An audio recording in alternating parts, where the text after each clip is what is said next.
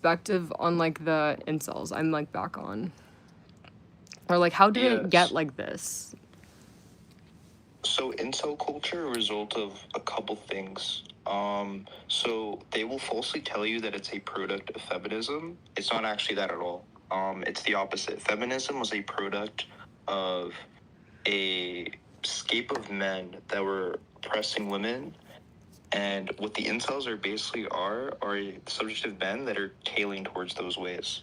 So incels, it could be multiple things. It could be maybe they just never grew up having the social skills to talk to women.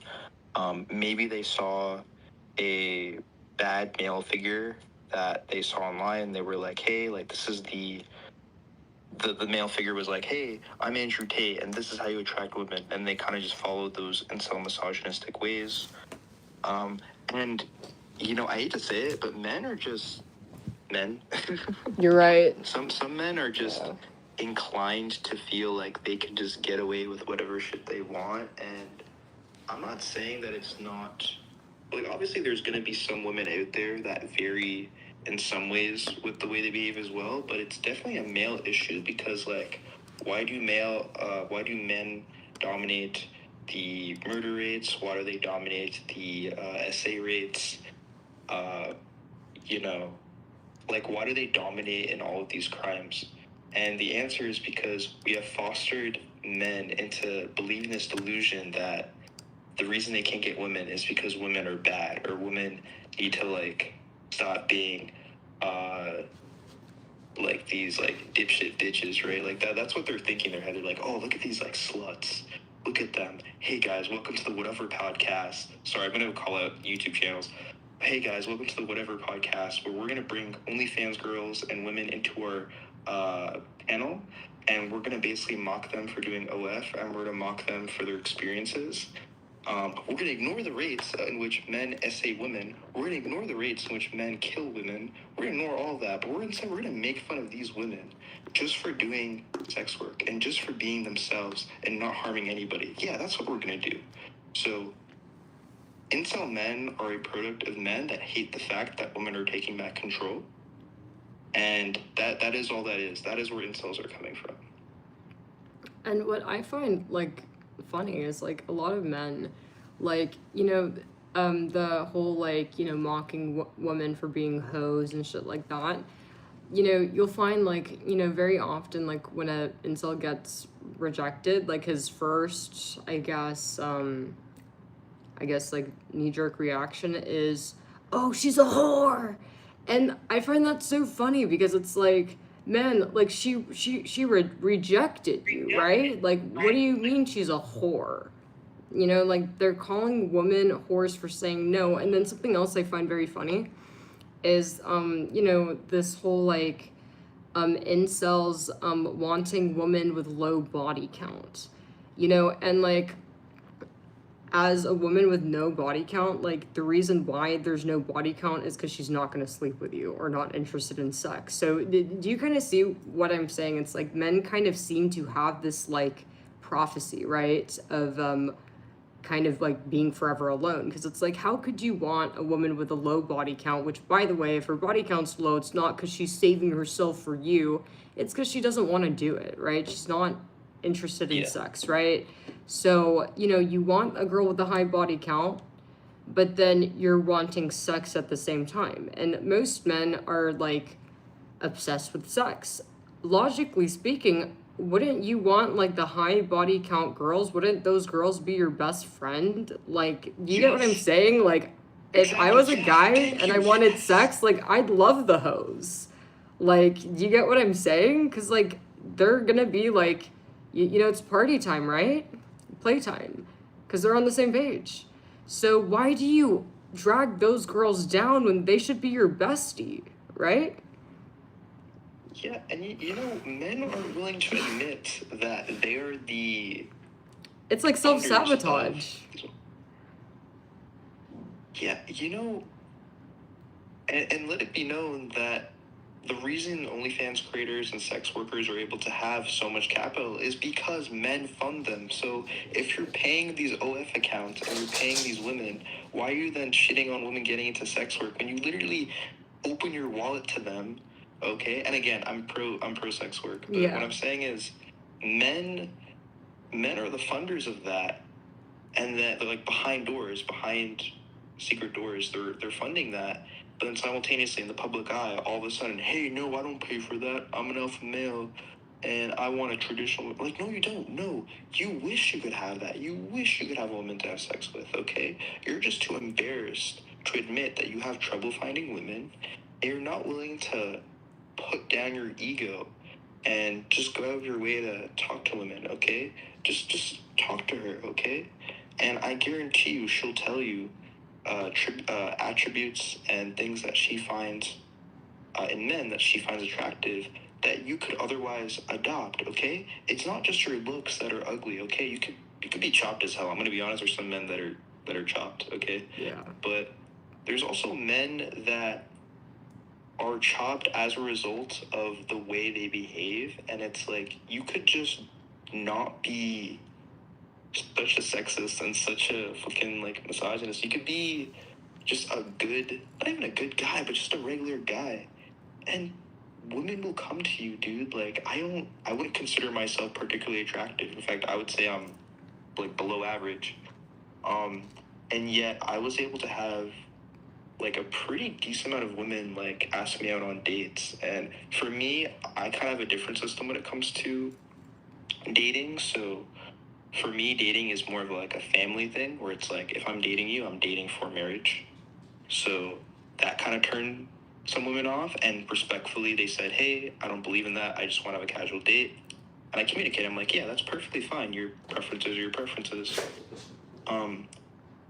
But like, notice how I was able to respect that. Right. They can't respect a woman's preferences.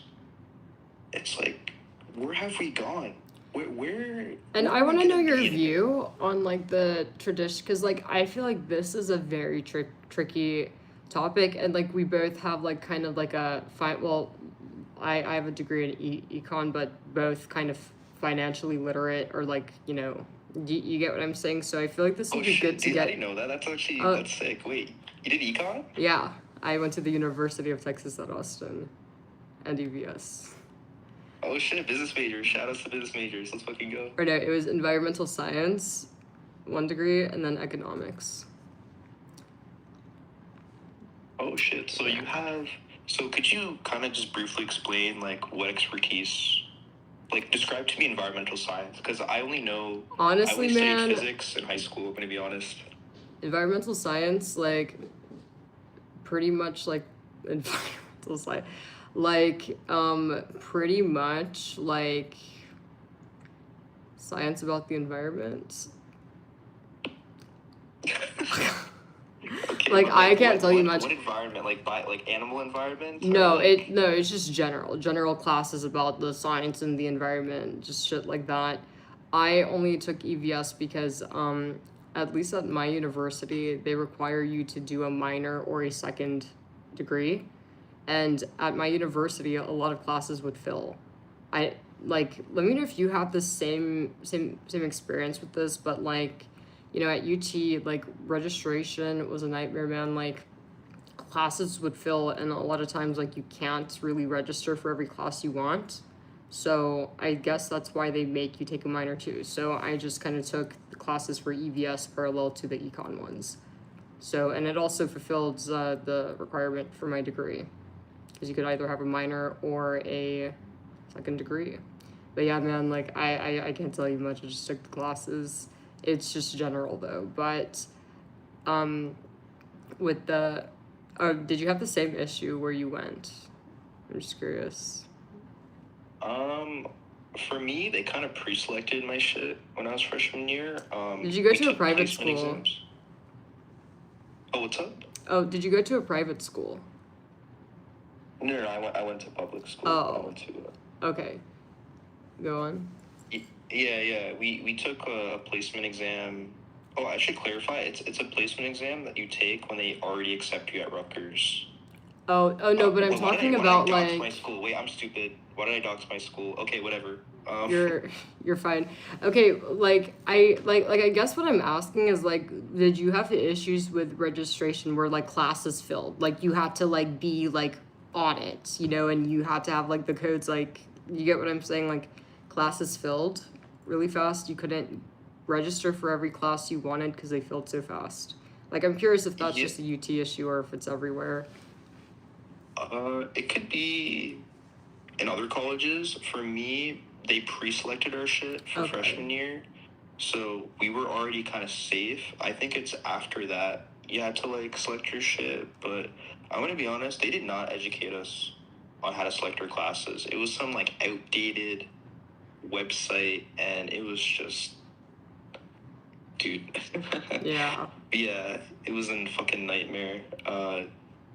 I can't imagine doing that again. Fucking taking 4 finance core classes at once, basically the hardest classes for your major, all at once, and having 3 to 4 finals all in the same week. Like, yeah, no, class registration is like a universal like college like issue. Yeah, it's not good. So like what is your view on like traditional or like with marriage and traditional marriage? Cuz like I do think so there is like I guess like there are some I guess there are some safety risk, right? Like for the woman, right? Or there is like I guess the more social side and then there is the economic element of it. So because like I think this is really complicated because on one hand, you know, when you're thinking about like the general population, it's like, you know, yeah, oftentimes it is gonna make more sense when you're talking having kids. It is gonna make more Yeah. sense financially to have somebody at home. But at the same time, that could be very harmful for the woman. And, you know, it's it's unfortunate, but oftentimes, you know, it's almost as if there's no way to make a marriage work unless you're both making a lot of money, right? It's almost like, you know, the Yeah. average person there it is literally impossible to make a marriage work without somebody losing or being like basically fucked over. Like you kind of get what I'm saying. So I wanted to know Oh your yeah. perspective on that because it's tough. It's almost like it was it's designed to fail the average person, right? Yeah, trad marriage was a subject of socioeconomic status that Yeah. was in favor of men. So women, I know I sound like a human encyclopedia, I'm sorry, but women were basically subjected to misogyny and a patriarchal society where they were kind of forced into that position, Right. and men were able to uphold financial lead. Obviously, you know better than I do about women in the relation to having bank accounts. Yeah. So traditional marriage would guys, and some guys acknowledge this, but they'll never say it's a bad thing. Traditional marriage in concept is already a huge power imbalance because you're giving the man financial rights and also the autonomy to kind of just do whatever he deems fit wherever he go, and you're forcing the woman to subject herself to isolation, and the idea basically shifts it in a way where the man can basically do whatever he wants with his finances, and the woman is kind of just stuck at home having to keep the house like nice and tidy for her husband and basically rely on him for financial lead.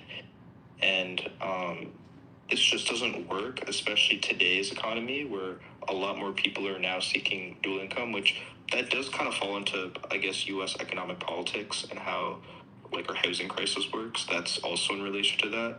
But traditional marriage, to me, I'm only for it if a woman chooses to be a stay-at-home mom and if the man acknowledges that this is a chosen dynamic and is willing to relinquish his time to at least kind of meet halfway. So, for example, like what I'm seeking in a woman would be, I'm not seeking a necessary like traditional marriage, but I wouldn't be opposed to it. Like if a woman said, "Hey, I want to stay at home and I want to be able to be with kids and I want to have my own time to myself, I'll be like, yeah, like I'm all for that. I'd be totally okay with doing my classic 9 to 5.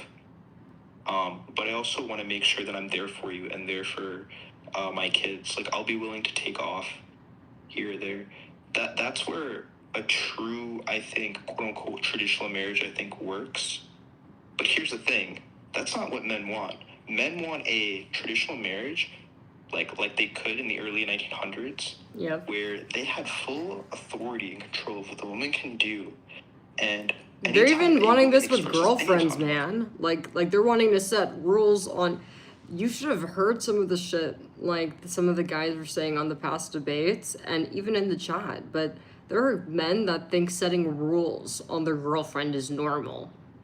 What the fuck? That's exactly what I was thinking. Like, man, who the hell would want to be in a relationship like that? It's like you're treating the person like they're a prisoner, like jail, right? Like, you can't do this, you can't do that. And men claim that if a woman is unwilling to have rules set on her, then she doesn't respect him. I'd argue that you don't respect the girl if, you're treating her very terribly for someone, the girl that you claim to love, right? But, man, these guys are deranged. Okay, but we agree on that, right? That's crazy. Yeah, totally, yeah. I mean, I'm why can't more men be like this guy? Seriously. You guys take notes. But yeah, but onto the marriage thing, like the issue with marriage and this is where, because like I get a lot of guys that like ask me for advice and they'll ask me for their situation, and I have girls that ask me too. And here's the big problem with it. I believe that, when you marry somebody, you need to be planning for a divorce.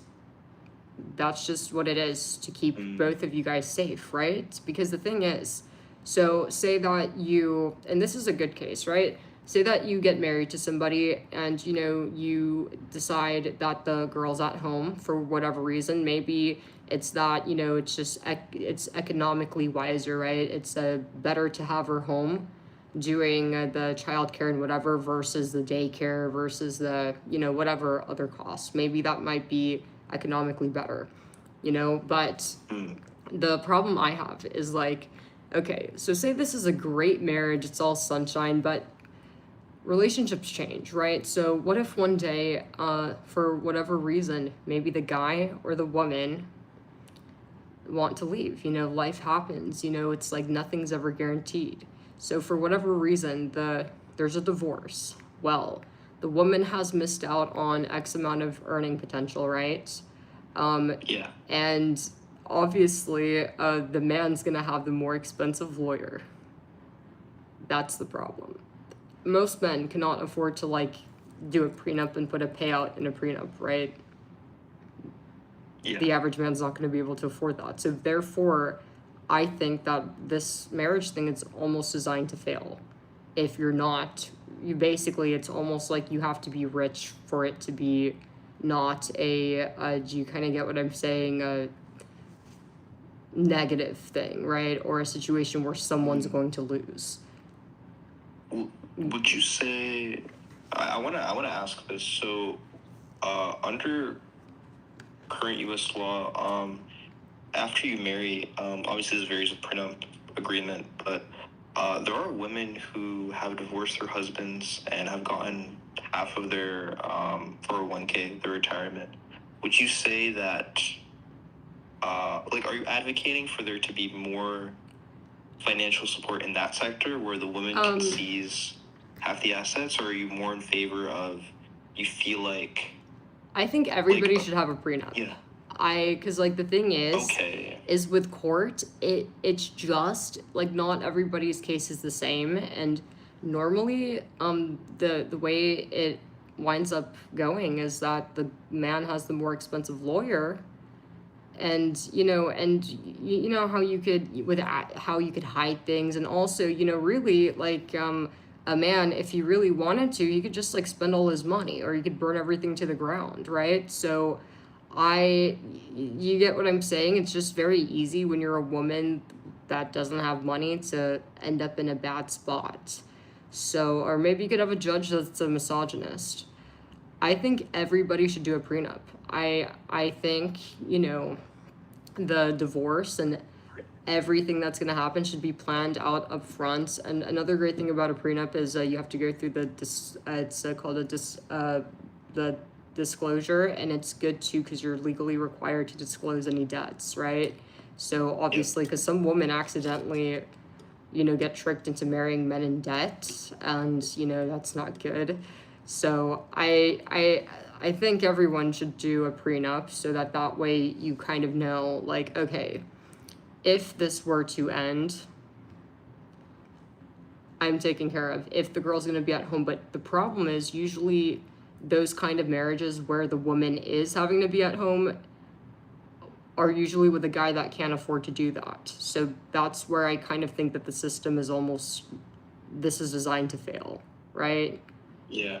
Or designed to be like oppressive, kind of, because think about it, like, who are the people that are going to be able to have these, fair marriages, right? It's either going to be the guys that could easily put $5 million in a prenup, or both mom and dad who are making a lot of money, who, the money's not an issue, and they could easily hire nanny. They could easily, just hire whatever they need. So, but that's not that's not most people. So that's where I wanted to kind of get your view. It's like, how do you advise the average person? Because the average person is not, rich.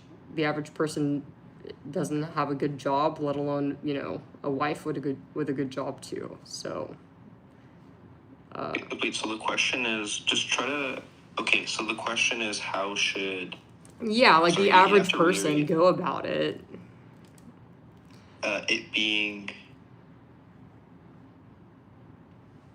Like, what do you mean by it? Like divorce or... Or like, how do you advise, like, the average person to go about a marriage? Because the thing is, do you kind of get what I'm saying? Because the average person is going to have to screw over, basically, somebody in the marriage. Yeah. Whoever's staying home is going to get fucked over.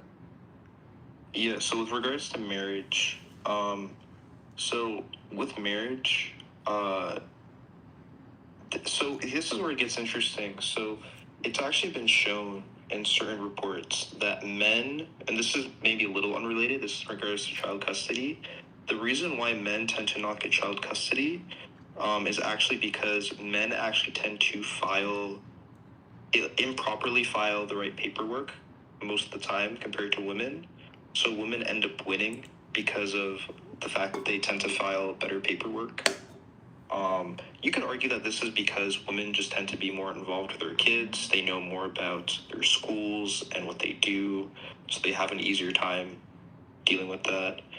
But this kind of ties back into how a marriage should be done. Is I don't think that sort of marriage should be promoted. I don't think this sort of dynamic where the man goes out and about, kind of just gets like his job done, provides money for his kids, and the mom is forced to stay home. I don't think that's the way marriage should be. The way marriage should be, well, first off, I think there should be some negotiation amongst their assets before marriage. Absolutely, because when it's just a regular average marriage, the woman is at risk at any moment, and she's out of, even if she may have had a degree, if she's married to this man for 10, 20 years, been out of work for that long, no fucking buddy's hiring her. So how do you keep this fair, right?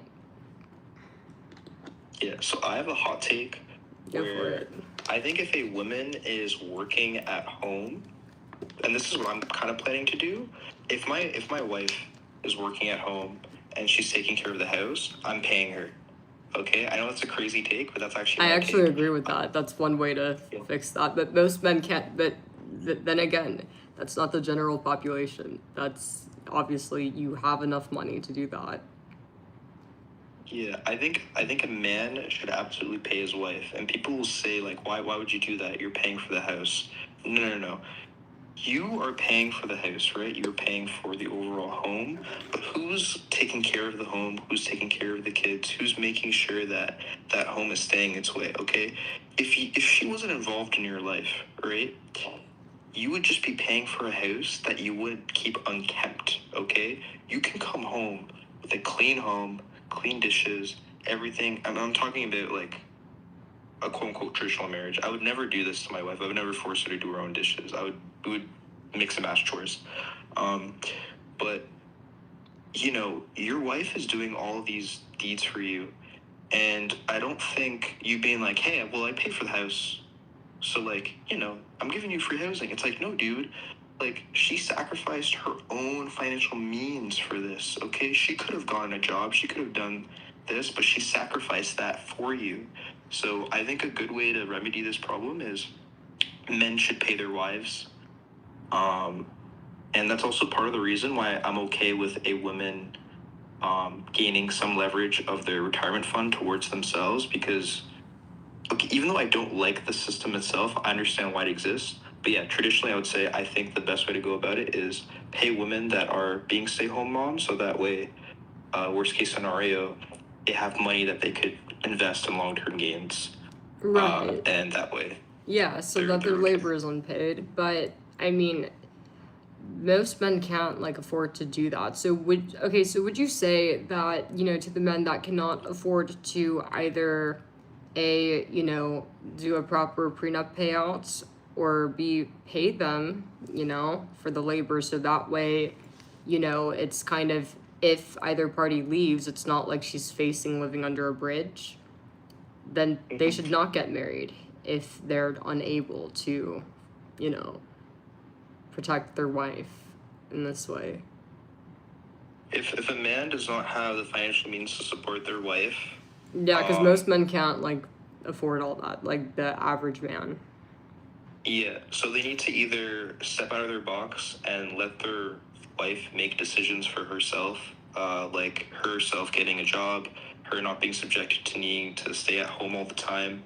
You either step away from the traditional scape of marriage and actually try to make things relatively equal, or you, because you set up the system of you being the lead in finances, then step up your finances. You were the person that did that. You were the one that chose to be like, hey, I want to be the financial provider and you're going to stay home. Okay, well, since you want her to stay home, pay for it. Pay the premium. If you can't pay the premium, then you have no argument on your side. You have no semblance of support on your side. Okay? You were the reason that your wife is in this position. All right? You subjected her to financial help. So it's only fair that you equalize that by going through your own means of financial help that you placed on yourself. Okay, if you can't afford to pay your wife, and again, I get it, housing can be expensive, but in the end, if you are seizing your woman from having the rights to make her own money, then you're going to have to pay the premium, and that's it. Okay, that's it. And if you can't pay that, then you're not ready for marriage. You're not ready to be with women. Well said. Honestly, I completely agree with everything you said, but yeah, a lot of men do not qualify for marriage off the bat. So, oh yeah. yeah. Cuz like I've noticed like a lot of men like they want, but then a lot of these guys can't even pay for their own date. Like I did a live you know, the first live I did today on my main channel. You know, somebody asked me a question about like some dating question, but I said that, you know, I think the man should always pay. You know, it's not even like, it's just like the principle, right? And then immediately, this is just for a date, right? All these men were like, what the fuck? The gold digger, I hate you. Just like freaking out, man. And like, yeah, a lot of these guys, like, can't even get past this great big mountain, you know, of this great rude problem, this mountain problem of paying for their own date. So like, what would you like say to those guys? Yeah, guys, if you're asking out women on dates, or even if she's is... asking you, like, I just feel like if you're the man, it's like the proper thing to do. Like, do you get what I'm saying? It's like whether they ask or like she asked, it's that two people agreed to go on a date, right? Yeah. Yeah, I mean, I guess the way I would go about this is if you as a man don't want to pay for the date, you are kind of setting the tone for that relationship will be. So for example, like if you decide that you're not going to be paying for dates, but you want the woman to then potentially become your wife, who then stays at home and then uh, doesn't really have financial leverage, it's like, hey, like she's already paying for part of the date. Like, why would you then negate her from financial control? You know what I mean? It's like you almost want her to have. It's almost like you want her to pay for you when it's convenient, and then the moment that you guys marry, it's like, oh, now you stay home. Now you And I can't pay think for these anything. guys are actually worse. Like some of these guys are wanting a woman to work and somehow take care of kids, like, you know, are just straight up fucking delusional. You know?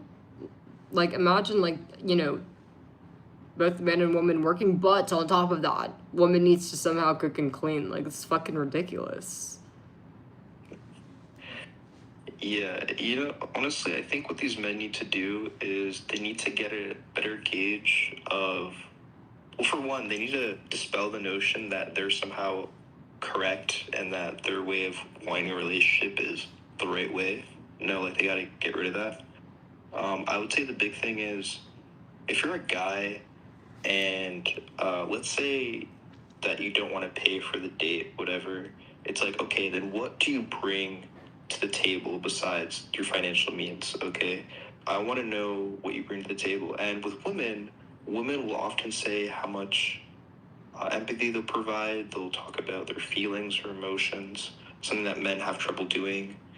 Um, you know, women can invoke messages about how they want to go about a relationship. But I feel like with men, because they're so stuck in the mind of financial means, once they can't provide that side, the man almost can't express empathy or emotions that would be valued in a relationship. Like, if you ask a woman, she'll be like, yeah, I want to be loyal.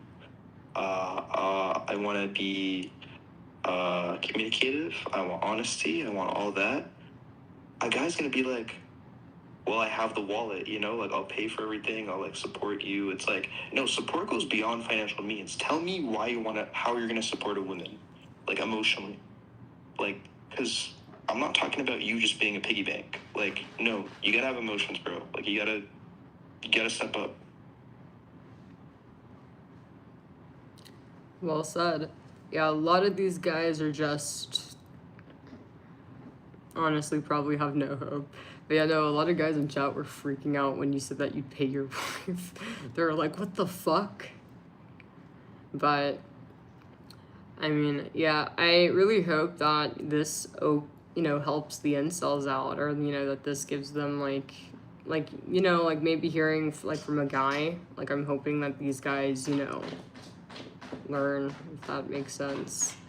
But yeah, I definitely, I don't know. I mean, what do you think about like the birth rate going down and like all of that stuff?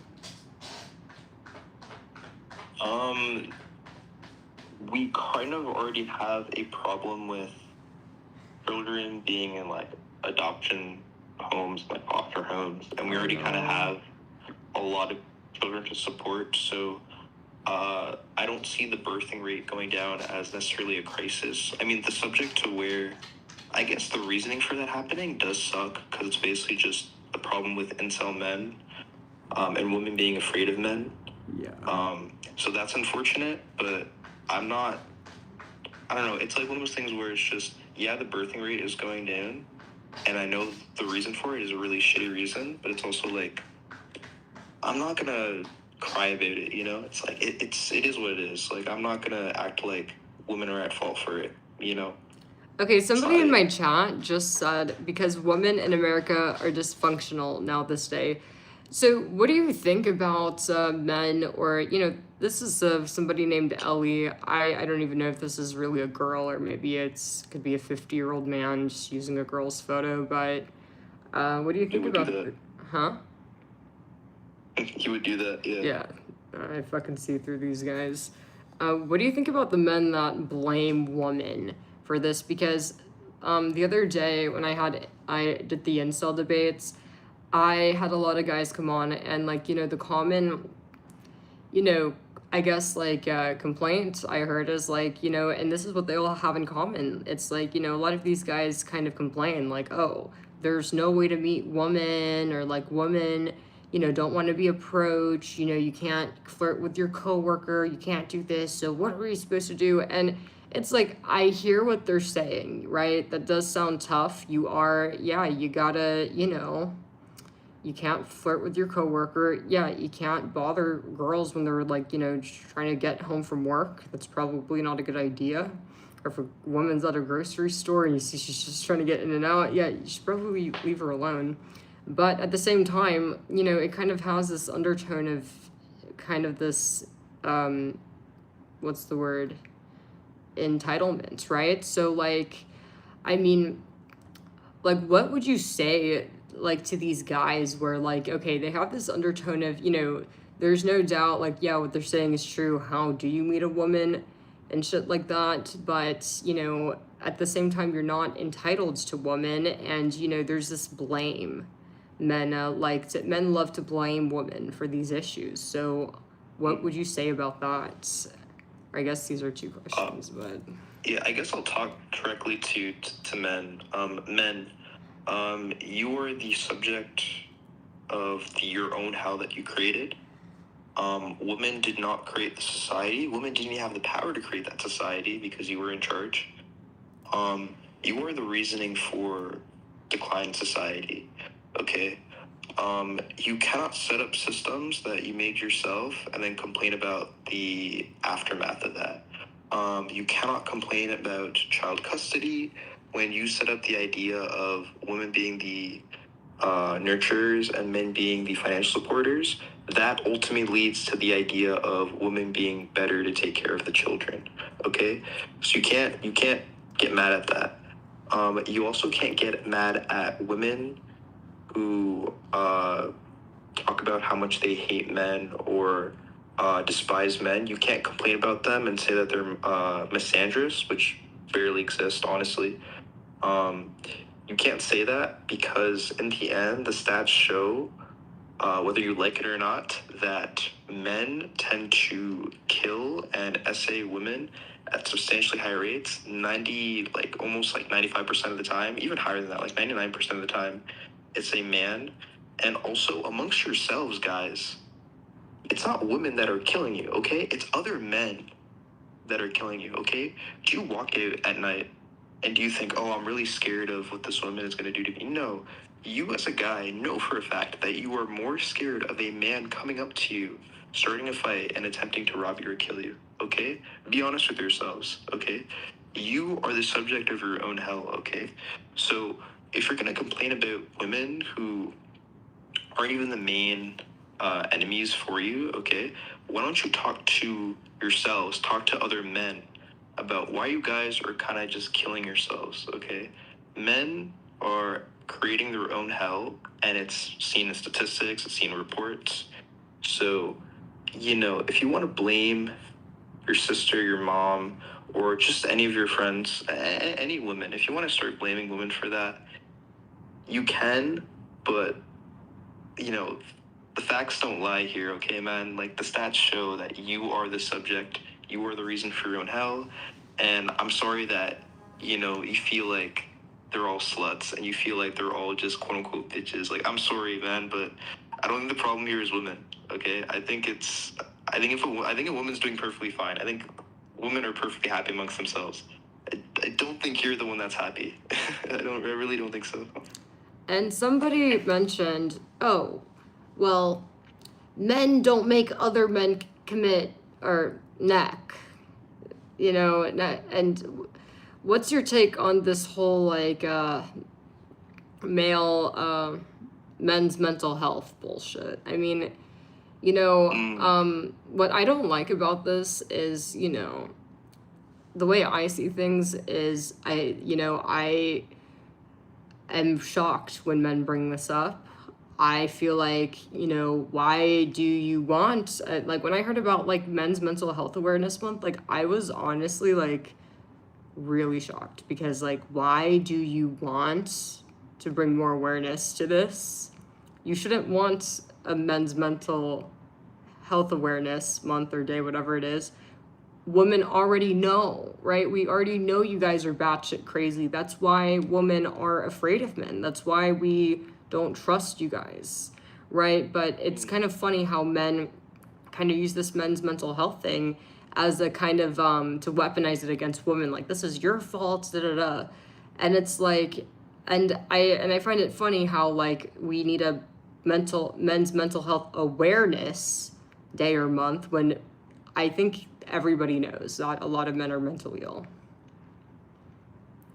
So. Yeah, the thing that people need to realize, sorry, not people, but like men specifically, they kind of set up the facilities for what caused men to kill themselves. So if you look at, for example, like military statistics, if you look at just any general statistic on male suicide, the product of their suicide is not one from women persecution, it's coming from like male persecution, right?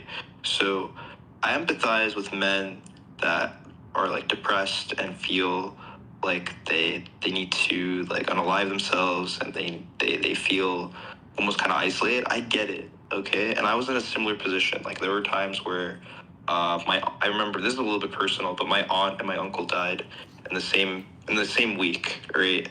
And there were two individuals that I planned to meet, like, I think like in a year or so, not even, like, I think less than 6 months, I was gonna meet them, and I couldn't. So I ended up not being able to get a word with them before they passed, right? So I was very depressed, but I didn't use that depression as sort of a scapegoat excuse to then convert that to harm on women. You know what I mean? Right. That's the thing. It's like, we can sympathize with men who deal with mental health issues and, all that. That's perfectly fine. I think it's a fine thing to assess mental health. I don't think it's a good idea to exploit male mental health as a means of then abusing women, okay? And that is often, I'll give credit where credit's due, where I do think it is the red pill men that are in charge of this. I do think people like Andrew Tate, those guys are the ones taking advantage of men who are vulnerable and then making them use their vulnerability against themselves to then shit on women. So I get it. But in the end, even if you are a victim of that red pill pipeline, you're still doing these things. You're still abusing women and hurting women because a result of your internal problems that you gotta assess yourself, okay? There are way better ways to assess your mental health, man. All right? There are way better ways to assess it. And no one's blaming you specifically for your mental state. What we're saying is navigate it in a healthier, better fashion. You'll feel better yourself, and other individuals will feel better about it as well. Right. I'd like to see men like get the help that they need rather than, it almost seems like I don't know, like when I saw like the men's mental health awareness post or the men whom were bringing it up, it was almost in like a way of like, oh, fuck women, look at what you guys did, or kind of like a threatening undertone, right? So, because like, I don't think it's awareness that we need. I think it's men going to get the help that we need, because even in the crime, obviously, I feel like the numbers on the crime kind of reflect men's, this mental health crisis men are having. So I feel like, I don't know, I just feel like a lot of men like to complain, right? Or like to have things to complain about or blame women on or blame women for, as opposed to, it feels like men don't really want to solve anything. They're just, really in it to, have something to, weaponize against women, if that kind of makes sense. So, I just don't really get how men could be complaining about women and their mental health, but at the same time, okay, so if you could acknowledge that, you're in a bad mood or you're having mental health issues, it's like I don't get how there are men that rather than getting help, their focus is woman, woman, and just rather than doing something about it, they're instead blaming women. So that's what I kind of think crazy. And so a lot of women, like, this is where it's hard for women to have empathy for men. It's like, okay, you're saying you're having mental health issues, but you're just sitting online and like dragging women down or like harassing women, right? Mm-hmm. So, and I am curious. I mean, why do you think that men don't seek help, right? Like, Yeah, so I think a big reason why men don't seek help is specifically because, and again, I want to address this real quick because I feel like Go I for shouldn't it. have to address it, but I kind of have to. Men, when I'm talking about men, I'm not talking about men who aren't in relation to the subject. So, like, let's say you had mental health problems, but you decided to go to your male friends, talk to them, and you feel better, and you become a better person. That is what we want. That's something that I want to happen, right? So if you're a man that went through that process, you're not in the conversation. We're not talking about you. We're talking about men who go through these mental health problems and they navigate it through murder and SA. Okay. Right. And you can deny that all you want, but it's in the stats, it's in the reports. Over 95% of the cases, 99%, honestly, 99% of the cases, men are the persecutors here. So, yeah, going into this, why do men relate towards these things when they have mental health problems? I think it's a multitude of things. I think for one, I think they kind of set a poor environment for themselves, and the idea that men can't be depressed or men can't feel certain things. Andrew Tate said this. Andrew Tate was talking about how depression is not real, that it's all fake, that it's some sort of propaganda. You'll see a multitude of quote-unquote pro-male podcasts that talk about how it's all fake, and you guys need to like get in the gym, you guys need to like get money, and you'll be able to get women. Look, if you want to go to the gym and get physically fit, there's some science behind that being a positive thing. I encourage guys to go to the gym. It's good dopamine response, and you'll feel better about yourselves, right? It's also just healthy. But you can't, if you're in a vulnerable state with your mental health, you can't look at these figureheads as a way of escape. No, you got to assess your own individual lives. And I think the reason why men tend to not do that is they just don't know where to go. Like they feel like they can't go with their male friends, and it's because of the system they set up. They feel like, oh, like my guy friends, they're not gonna, they're not really gonna get me. They're not really gonna understand where I'm feeling. It's like, I feel for you. I feel for you. And it sucks that men set up that environment for you. I wish there was more true positive male figures that said it's okay to feel these emotions and we're here for you. I wish that was the case. But unfortunately, men are your demons here. It's not the women that are causing these problems for you. It's other men that are putting you in a situation where you feel like you have nowhere to go. And it sucks because I don't think men like that should have to feel that way. But it sucks because they end up being the victims of the red pill movement the most. Right. Because they feel like they have But I nowhere feel to like go. there needs to be accountability. Like, I feel like everybody, like, I feel like nobody is immune to depression, right? But the difference between people who lose their minds and end up committing SA or, like, actually unaliving and the people who don't is there is an element of accountability. And even if there's nothing to take accountability for, at least accountability for, okay, if I want to get better, I need to do things to get better. You kind of get what I'm saying. So it's like, even if, you may very well be a victim in, a case, or maybe it might have nothing to do with you, you can't just, cry all day. It's like at some point you need to kind of put forth an effort to, okay, I'm going to quit doing these things that make me unhappy and I'm gonna do something else. Even though it's hard, I'm gonna make myself do that a couple times until I get to, you know, but these guys don't even want to put in the effort. And I also wanted to ask you super quick, what is your view on religion? This is a big one. I grew up Muslim, but then later in life had my quarrels with it, so I'm now agnostic.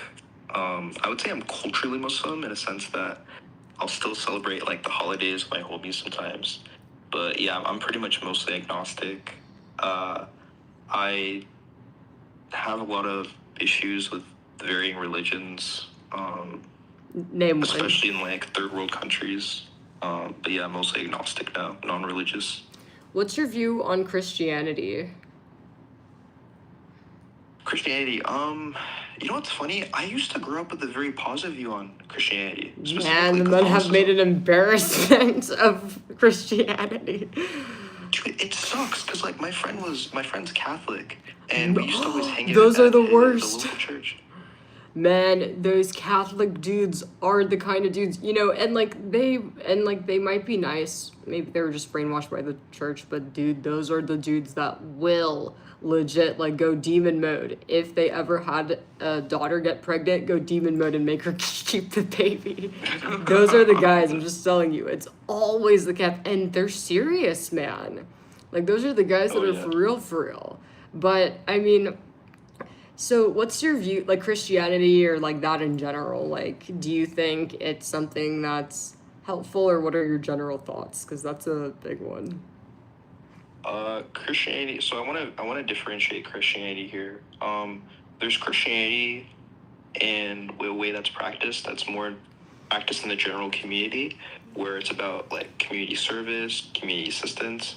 I actually used to work at a church. I used to volunteer at a church that provided free meals to low-income individuals. That's good church work. Okay, that's good. Oh my God, somebody in my chat said, huh? So you wouldn't keep your daughter's baby? Man, that's so dude, like, do you hear this? It's like, why on earth would I want a pregnant baby? Like, my daughter's my baby. Like, do you guys not understand, like, how disgusting, like, seriously, and twisted a baby that's pregnant? When you guys say that you would, like, make your daughter go through with a pregnancy, that's a pregnant baby. Your daughter is your baby. And if you guys are really pro-life, well, what about you pro-life, support the life that's in front of you, your daughter? But man, these guys honestly have I'm honestly permanently traumatized from like the abortion talks I've had the past few days, because I didn't know men were like this about it, you know. But go on about your point about Christianity. Yeah, I know. I mean, this is honestly a perfect example of it. It's like this is the Christianity that I'm not for. I'm not for Christianity that has been filtered in this red pill fashion that believes that women, their daughters can't have personal autonomy. I don't believe in religion being used as a way to justify stripping rights away or taking control of individuals that didn't ask for it. You know, Christianity, to me, when it was introduced, was supposed to be more of like a service to mankind. It was originally supposed to be something where people could get together, and even if you weren't Christian, they would kind of invite you. They would feed you. They would try to make sure that you were stepping back on your own 2 feet. That's kind of how I was introduced to Christianity. But then I feel like later down the line, especially in American politics, it's more so used as a tool to justify unjust morals. And it's kind of a spit in the face of Jesus Christ. Because Jesus, I mean, obviously we don't know everything about him, but he just seemed like a regular dude, like just a regular dude that wanted to do good. And they're basically spitting at his grave and scapegoating really bigoted talking points and bigoted policies and saying, hey, that's what Jesus wanted. Like, Jesus is justifying our moral view. Like, that's what we believe in. It's like, no, dude.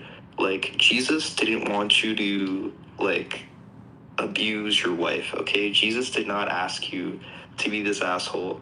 to individuals who, you know, But the Bible didn't have to be here. does legitimately have misogynistic stuff in it, like all over it. Actually, are you familiar with some of the bad stuff in the Bible?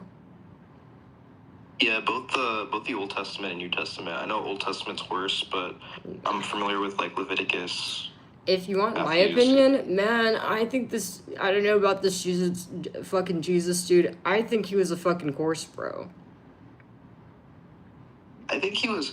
You know what it is? I think the reason why I'm sympathetic to Jesus is because I don't think, because I'm agnostic, I don't think all the stories about Christianity, all the things about Jesus in accordance to Christianity were true. I think Jesus was just a regular dude, and there was some like literature made about him that was contradictory to how he was. I think that's why I'm like pro Jesus still. Yeah, like Yeah. I just find like the Christians specifically, I just find it very funny because it's like for people who claim to be so godly and good, they sure are very hateful, right? You see the hates with, you know, women and the LGBTQ community. And, you know, obviously no one's ever died, right? So nobody knows which is the right answer or what the truth is. But, you know, I think we could safely say that, like, God, you know, if we're all creations of God, I don't think he would permit, you know, a tearing down or judging or hating on any of his creations, including women and the LGBTQ community. So I just really feel like men have made a complete embarrassment out of religion, specifically Christianity, man. Because I've noticed like the way that men are using religion is like, and I've noticed they do this. It's almost like it's kind of like a test the water thing. It's like they ask a woman if she is religious as a way to see, okay, she already brainwashed, so I don't have to do the brainwashing. You know, to kind of test, you know, is this a woman that the church has brainwashed for him so he doesn't need to do all that work? That's what I feel like a lot of men are doing. You know, because a lot of women whom have been brainwashed by the church, unfortunately, it's very easy for them to fall into these kind of relationships where, you know, they're going to have a guy yelling at them or a guy mistreating them in the name of the Bible. Because the Bible does say things like, oh, you know, the guy's the leader, or a woman should not speak. Straight up says that. And straight up, the Bible calls women whores. Like, you know, it says that women are evil and whores. No joke. And then, you know, and like the Bible's just full of shit because somewhere in the Bible, I don't know if it's the Old or the New Testament, but somewhere in there, I read it said that if a man has sex or like, you know, basically SAs a woman, he is to become their wife. Well, he is to, you know, throw dad a couple, you know, throw him some money, throw him a couple hundos, and then fucking he must marry her. So what that implies is you could rape a girl and then claim her. Like, I don't think God would like be down with that, you know. So, but besides that, you know, these are facts. The Bible does say these things. The Bible does permit misogyny. So, I just feel like a lot of men are just kind of using this to excuse their bad behavior and have made an embarrassment out of religion. And I think that's sad, you know, that, you know, religion is now something that you kind of get what I'm saying. Men are using to hunt down women with low self-esteem, or not even low self-esteem, but women whom are, you know, susceptible to shit like brainwashing, right? You know, if the woman, if you have a woman that seriously believes all this Jesus shit, of course, if you tell her, like, hey, listen, the Bible says you shouldn't talk, and you show her the page, like, man, like, odds are she's gonna believe that, right? If she already believes all this other stuff.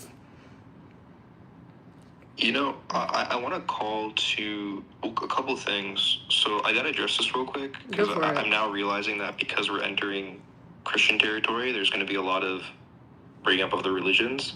I also have criticism towards Islam. I want to make that very clear to the audience. I am very critical of the faith that I grew up with, so I don't want people thinking that I'm coming with this with a biased view. Second, yeah, what people need to realize is when we're talking about Christianity, we're talking about Christianity that's been specifically politicized and used as a way to scapegoat sexist actions. So, for example, like, I'm not going to be anti-Christian to the guy that donates towards low-income neighborhoods. I'm not going to talk bad about a Christian who's literally saying, hey, here, let me share love to you and let me give you a hug. No, like, that's not the Christianity we're condemning, okay? Right.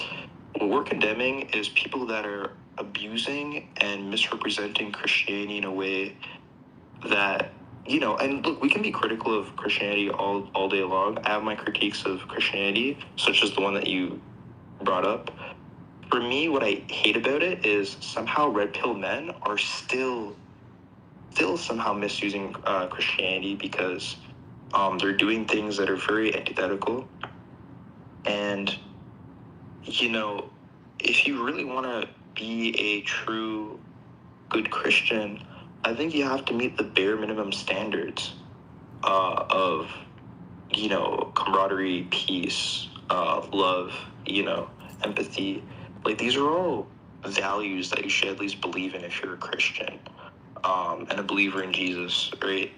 So you can't scapegoat all of your bad actions as an act of the Lord or an act of Jesus. Like, no, at some point you gotta acknowledge that it's a subject of your toxic ideas and your toxic mentality. And it sucks because Christianity... Man, I don't know why Ellie's not banned. Ellie, first of all, there's this girl that's like talking shit. Ellie, you are fat, your clothes don't fit you, you're never losing weight, all right? Get the fuck out of here. You know, if you want to be a pick me, and if you want to do all that, go for it. Go for it. Find yourself a nice incel that will beat you. Go live your dream. Like, what do you think about these girls that are pick-me's? You know, like the kind of girls that straight up act exactly like the incels. You know, like harass other women and like, it's just weird, man. Like, the way I see it, it's like, imagine like, you know, like a slaughterhouse, like chickens going down the factory line and coming out as like rotisserie chicken. This is how I see these girls. It's like, what is up with that? Dude, these pick-me's are so annoying, and what's even worse is the people that they're appeasing to don't even like them. Like, I'm pretty sure Nick Fuentes will have like donations from Sims and from women who are being like, what? Oh, yeah, we agree with you, Nick Fuentes, and I'm a woman. And the Nick Fuentes will be like, oh, shut up, bitch, you're a woman. I don't care about your opinion. Like, you know what I mean? Like what is wrong with them? To the incel that don't like you.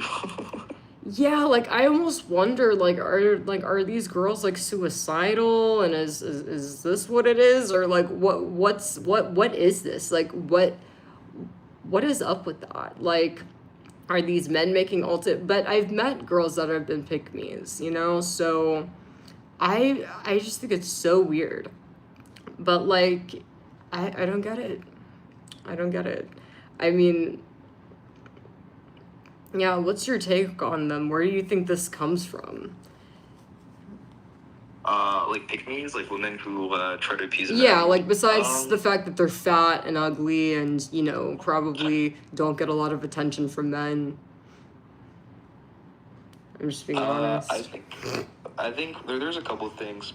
Pick-me attention is highly valuable because you're tapping into a large crowd of individuals that will instantly agree with you and instantly give you that sort of like euphoric feel of, oh my gosh, everybody loves me because I agree with them, you know? Also, there's like if you go into the content side of things, there's women that kind of profit from being a pick-me, where they'll adhere to conservative traditional views that make them worse, and then somehow they'll like make profit from it. There are a lot of reasons. I think it's annoying. I think it's a spin in the face of women. And they don't even have to do that. Like, you can be a Christian girl, a traditionalist girl, and not shit on women. Yeah, Like, not harass other girls. Like I think where a lot of yeah, this but I comes went from to is Catholic school with jealousy. Catholic girls, dude. Oh wait, were there a lot of pick-me's? No, they were chill Catholic girls. Like, there were Okay. chicks that were like, oh, like, man, like, school was so annoying, but at least I got free fucking crackers and free fucking juice, and I'm like, oh, that's cool, dude. That was my view of Catholicism back then, by the way. Like, they were just these normal, regular chicks that would come out of school and just be, like, friends. Like, that was my idea of Catholicism. But now it's like, if you talk to somebody that's Catholic, that's Talk to a guy traditional, that's like, Catholic, man. Like seriously, like if you the next Catholic dude you meet, like ask him, oh, like, you know, what are your views on? Because like it's crazy. Like I was shocked because the first abortion debate I had was a Catholic guy, and he seemed nice. He seemed like a normal, nice guy. No red flags. Didn't seem like an incel. The incel came out with the abortion talk, and he was serious. He was for real, for real. You know, so I just really find that very interesting. You know, and it's so crazy because none of these men have ever had abortions, right? And it's crazy the fact that Yeah. they, you know, and they seem to believe that, you know, the Catholic men, you know, what drives this like strong passion of, no, she's gonna carry it, is they've been brainwashed by the church. They straight up believe they will go to hell if they let their daughter get an abortion. I think that's where some of it comes from with the Catholic guys, because when I was debating him, you know, he seemed very passionate about like, hey man, like I am not going to hell over this, was kind of the undertone of what he was telling me. So that's kind of where I think, okay, you know, it's like religion could be kind of harmful because obviously you could believe in what you want, but the reality is that should not happen, right? You know, no young girl should be having to carry a great baby or go through pregnancy if she does not want to do that. You know, the reality is this is something that will ruin a relationship, right, with your daughter, and will likely ruin your marriage. So it's like I do kind of feel like, you know, yeah, misogyny is a big part of, you know, the issues with religion. A lot of red pill men are ruining or making a complete embarrassment out of religion. But at the same time, I do think that some of the misogyny might kind of be, do you get what I'm saying? Like with the church and brainwashing men, like Yeah. it's almost like two different strains, right? And it's problematic, right? It's not good. So this is where I think, you know, maybe can we just agree that like religion is outdated, and just because, you know, Oh, yeah. and like, but I think Yeah. a lot of men are not willing to accept that. But maybe can we, you know, maybe there needs to be more like understanding that, hey, there's no way to know if these books are real or not until you die, right? You know, I do definitely feel like, you know, there shouldn't be like absolute, like, you know, 100% faith in this, especially when, you know, there's the kind of writing there is in these Bibles, right? You should not be 100% about this, because the thing is with at least the Bible, it's like, according to the Bible, a lot of guys that are in prison right now are front row VIP to heaven, you know? So what I'm pretty much saying is like the Bibles are not really lining up or matching up to reality, right? Because obviously if you really live by the Bible, you'll find yourself in jail because it does permit crimes. And also, you know, it's not going to be good. I forgot what the previous thing we were talking about was before this whole... We were talking about how, well, it's kind of related. We're talking about how red pill men are radicalized by religion and use that as a scapegoat for Oh yeah, man. abusing women. I'd say the majority of these so-called Christian men are straight up like just trolling. Like they're not serious about it. Like they're just kind of, you know, of course it's easy. It's, you know, it's like they want to, you know, get what they want. So it's a book that's written by God that excuses their bad behavior and gives them control over a woman. What that's what they think. So I don't think that's good, and it's really giving Christianity a bad look, and these guys need to stop. I mean,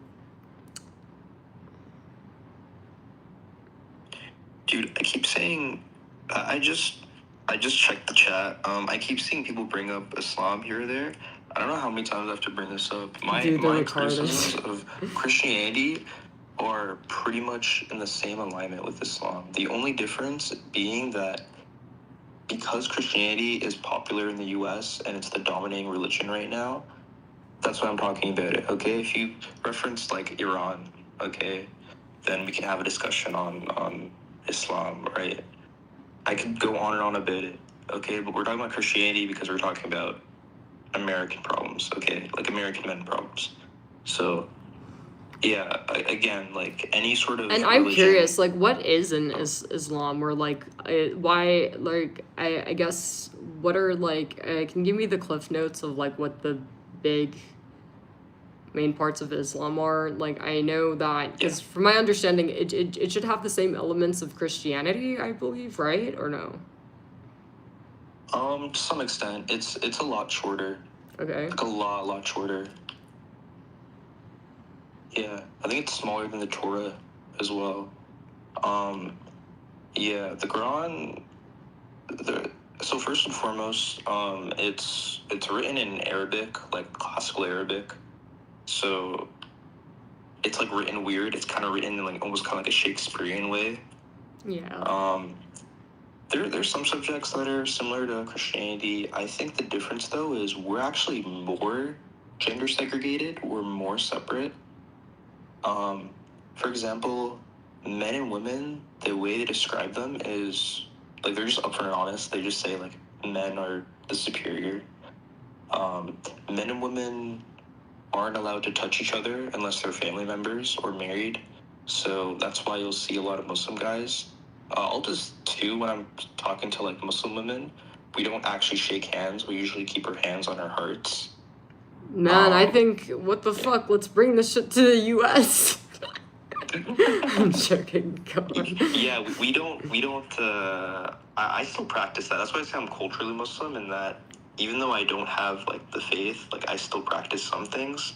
So like I'll respect women. Like I'll put my hand over my heart.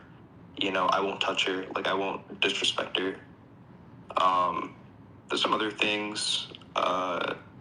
Men are able to marry Jewish and Christian women, but women have to marry Muslim men. Men can have 4 wives. Women only have 1 husband. Have any men successfully found 4 wives down to marry? Dude, they don't care. They go for 7.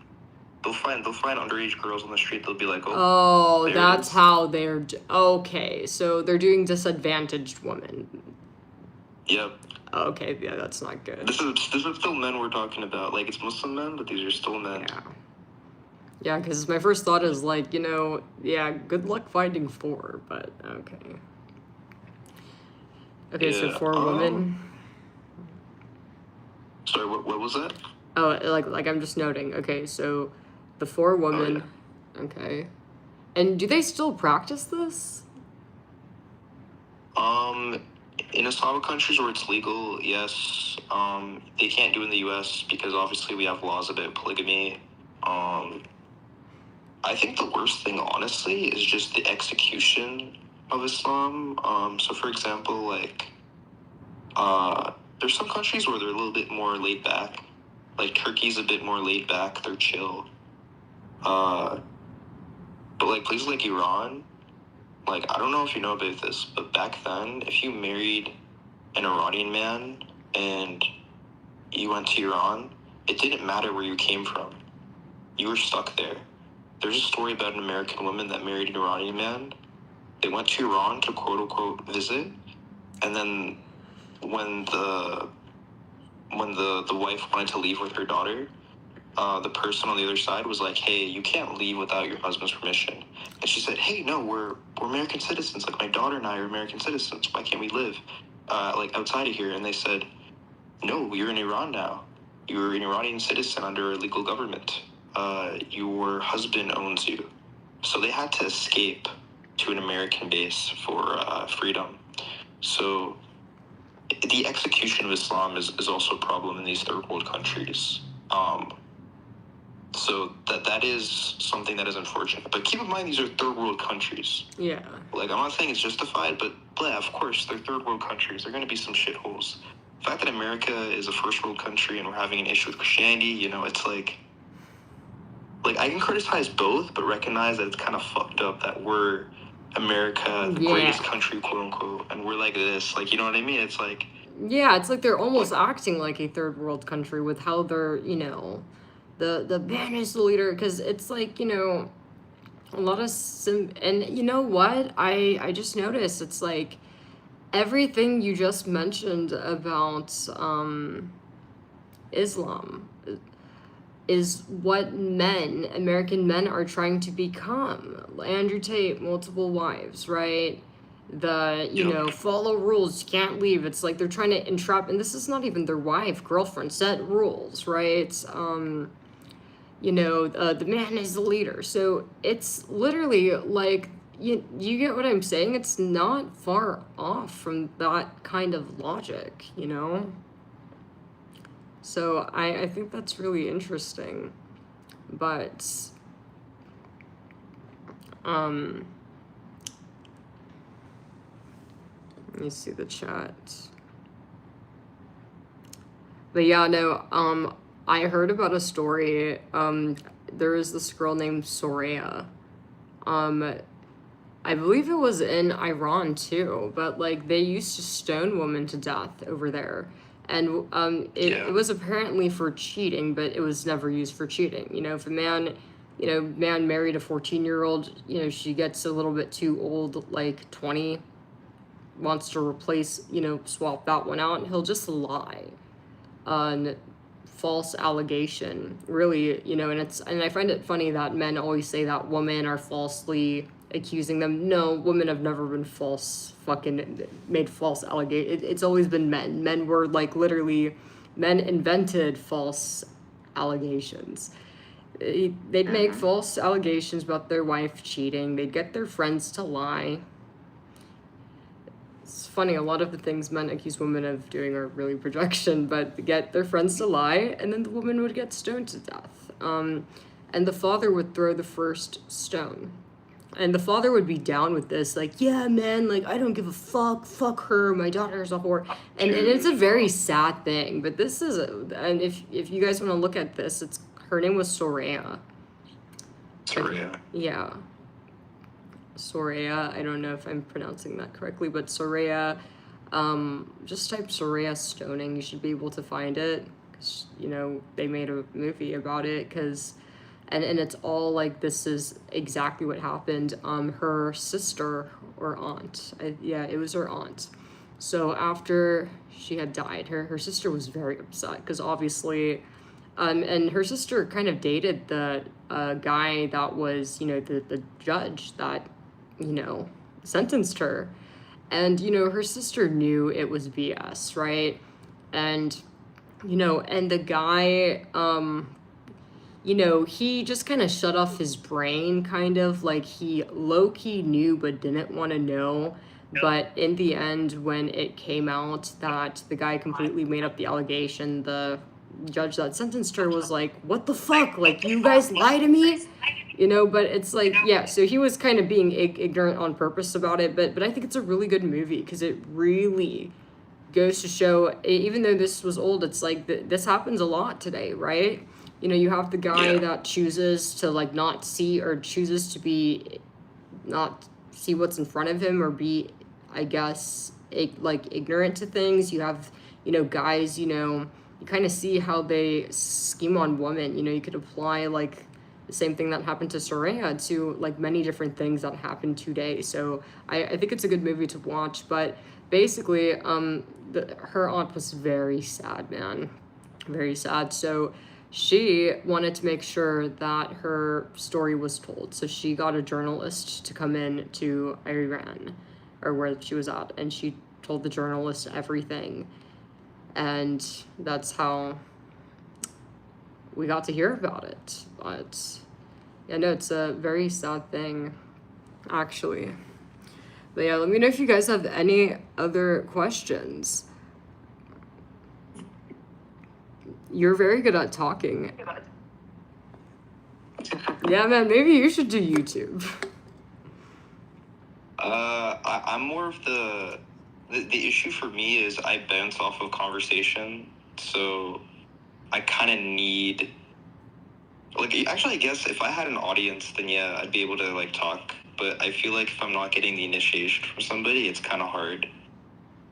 Yeah. Because I like discussion more than I do, like, randomly speaking. Like, that's just how I work. Like, I like debate, I like dialogue. I'm kind of the same, but like, so I kind of rely on chat a lot to kind of get it off the ground, and then I'll kind of, you know, go from there. Yeah, you know what? Actually, I did want to see the chat. I did miss a big chunk of it just because I didn't have the second channel opened. Dude, it was going the craziest when you were saying that you'd pay your wife because all of the broke ass men were like, what the fuck? Fuck. These are the kind of guys. Man, you should have seen the last live I did whenever I was telling men, like, you should always pay for a woman. And I basically put it to them like this: listen, if you have a peen, you are paying, period. And they were so mad, and like I was shocked, man. Like, you know, it's crazy. It's like these are men wanting girlfriends and wives, but you can't even get past this great hurdle of paying for your dates. And make sure you put the volume down on your computer because it'll echo. Oh yeah, so actually that's actually people taking out your trash outside. Sorry. Oh, you're good. Yeah. But yeah, that's. I'll try to turn on noise suppression. But some of them like you a lot. Yeah, I think they like you a lot. A lot of people.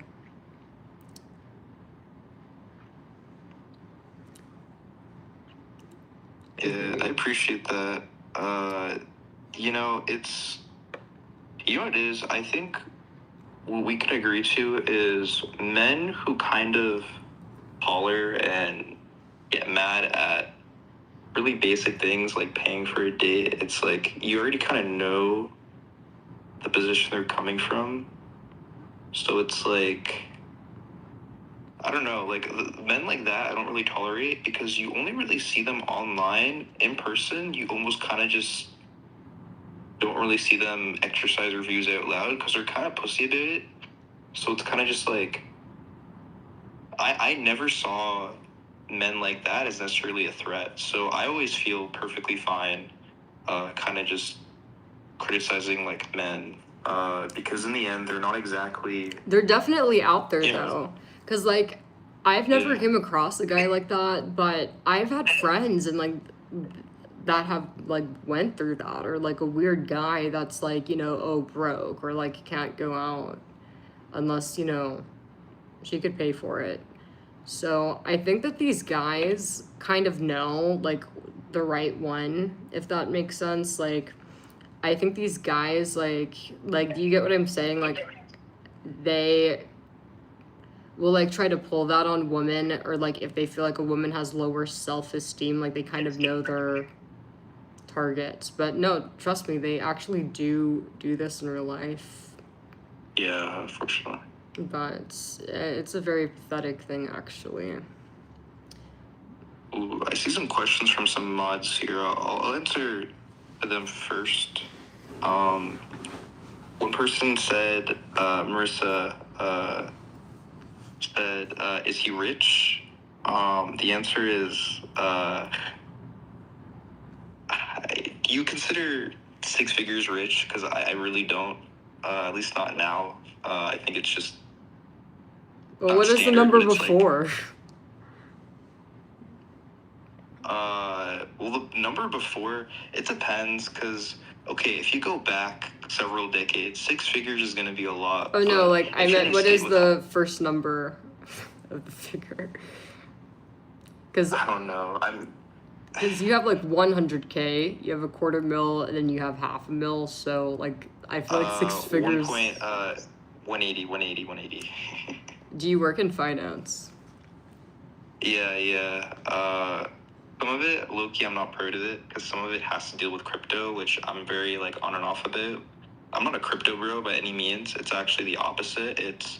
We look at crypto trends and send the market. It's kind of like battling against crypto because you're kind of trying to fight the trend.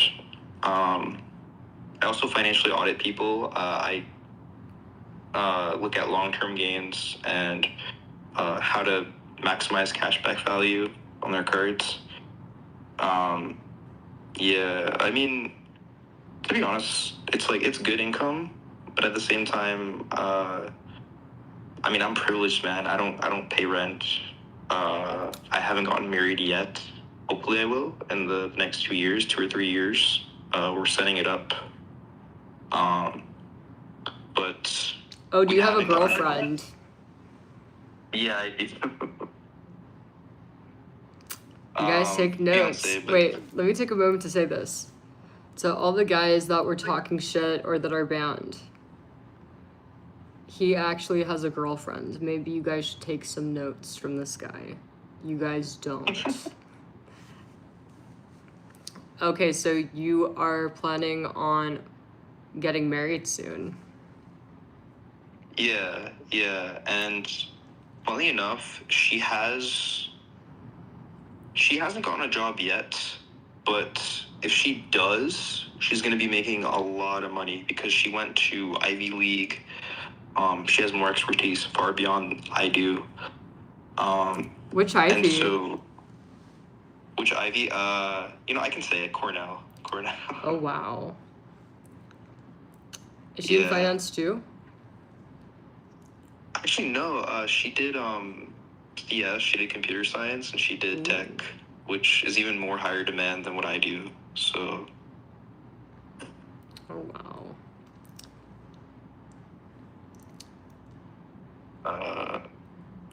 Saw another question here by Mod. 8Ball said, "Do you think Muhammad is a good?"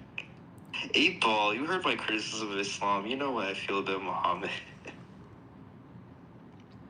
You already know that I have my oppositions. Okay. Yeah, I don't treat.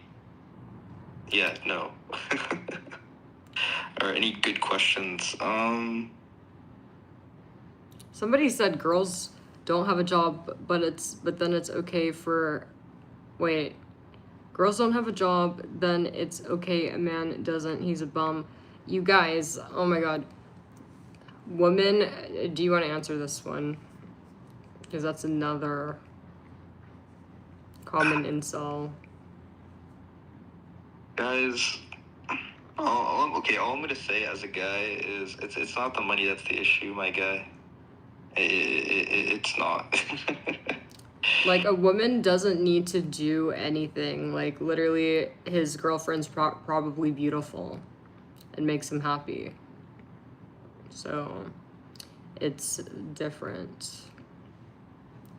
Yeah, and by the way, it's funny, we're in a weird position where I'm not really religious, but she kind of still is, just because that's how she grew up. But even she is starting to kind of be like me, where she's like, hey, like, I low-key agree with you, like, we shouldn't go with a traditionalist route, maybe we should both do our thing. And I'm like, girl, like, I've been telling you that you should be getting, like, your job. Like, I've been telling you that you can do your own thing, So she started applying to some tech firms, and she's gotten a couple, like, internships. There's a very big possible chance she'll be making more income than I do. And I don't really have shame in that. It's just how things are. And like, at the end of the day, like, it is such a great thing having like a woman that's actually like smart. Like, seriously, because if you have kids, like, she'll be able to help your kids with homework. She'll be like a better parent. So I feel like just having like a woman that's like, even whether she wants to work or not, like, that's a huge benefit. Like, do you kind of get what I'm saying? Like, I feel like that's something guys don't think about, you know, or like kind of like underestimate that. Because that's definitely something I think about. Like, I definitely like need my partner to be like a smart guy. Like, I want my, you know, the dad to my kids to be able to actually help them with their homework, or like, you kind of get what I'm saying? Like, have the intelligence to assist them and be a smart parent. So, that's like.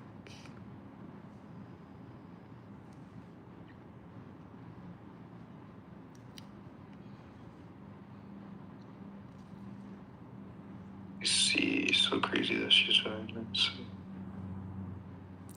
Wait, what? What is this person saying? Flicing? Is that how you say it? Flicing? So the crazy thing is, oh, never mind. I'll look for it. I think it got. The crazy thing is Was that a she's mod? relying. Okay, so the crazy thing is that she's relying on a man instead of being independent. She's trying to get a job. So stop agreeing with him and make up your mind. Well, no, I'm just making a side comment that, you know, because some guy said that, oh, why is it okay for you? Why can a woman be unemployed and a man, you know, if he's unemployed, he's a bum. So I'm not even talking about his girlfriend specifically. A woman doesn't need to do shit. Like, the value is there no matter what. Period. You know, when a man has a woman, like, that's immediate social status and so many things. I'm not going to get into this, but he was calling me a hypocrite for saying that a woman doesn't need to do anything. And it's true. I feel like, you know, a woman doesn't really need to, because the value's just inherently there. Like, a woman, you know, men have always been more interested in women than women have been in men, and women have the ability to reproduce and are beautiful. So that's period. But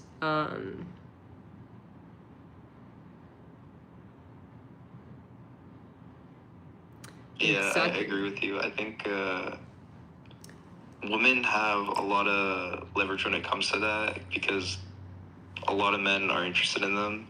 Like, we talk about, you know, it's funny because I think men could really learn from women in this aspect, because women, they have a lot of options. Like, a lot of men approach them. They may not be the kind of men that they want, but a lot of women will say, like, yeah, I've had, like, a lot of, like, guys hit me up and talk to me and want to get my number. A lot of men can't say the same about themselves with regards to women. So it's like, they could learn a lot from women when it comes to, you know, getting that number. And also, yeah, women are just beautiful. So definitely the guys are going for women for the looks, for sure. I won't deny that, yeah.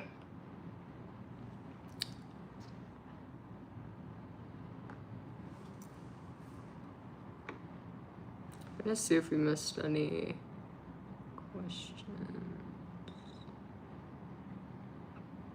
Yeah, I wish I saw the chat earlier with the previous debate. I'm sure I got, like, a lot of shit. I don't know if there was any, like...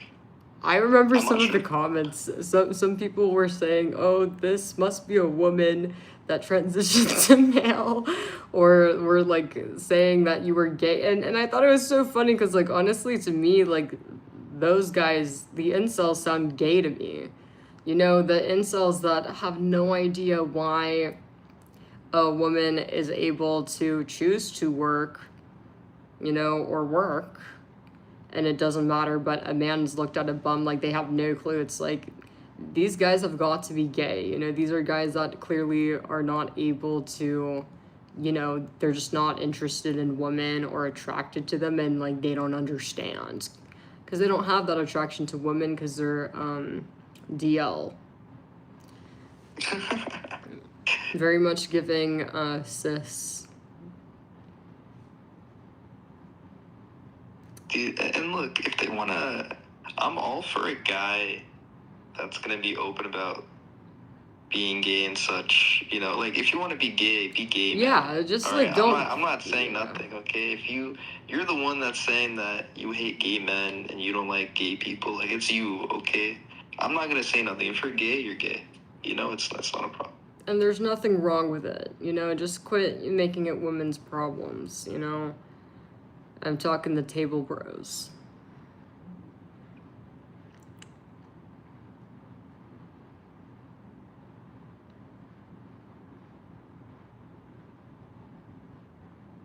Hey, what the fuck is this guy saying? It's like I could care less about whomever day I go with, and I just enjoy what naturally calls me. What is he trying to say? I need to see use the woman intensity in which I try to get it to. What the fuck? I think he's saying he doesn't care about looks. Hack, you're a fucking liar, man. You're a liar. There's no such thing as a man that doesn't care about looks. I mean, look, I'm still a guy. Like, I'm still a man. Like, I recognize that. You know, I feel I'm like self-aware of myself too. Like, I get it. Like, I feel like women being good looking is like a guy being rich, right? Money is like the beauty, right? So, I mean, it's just being real.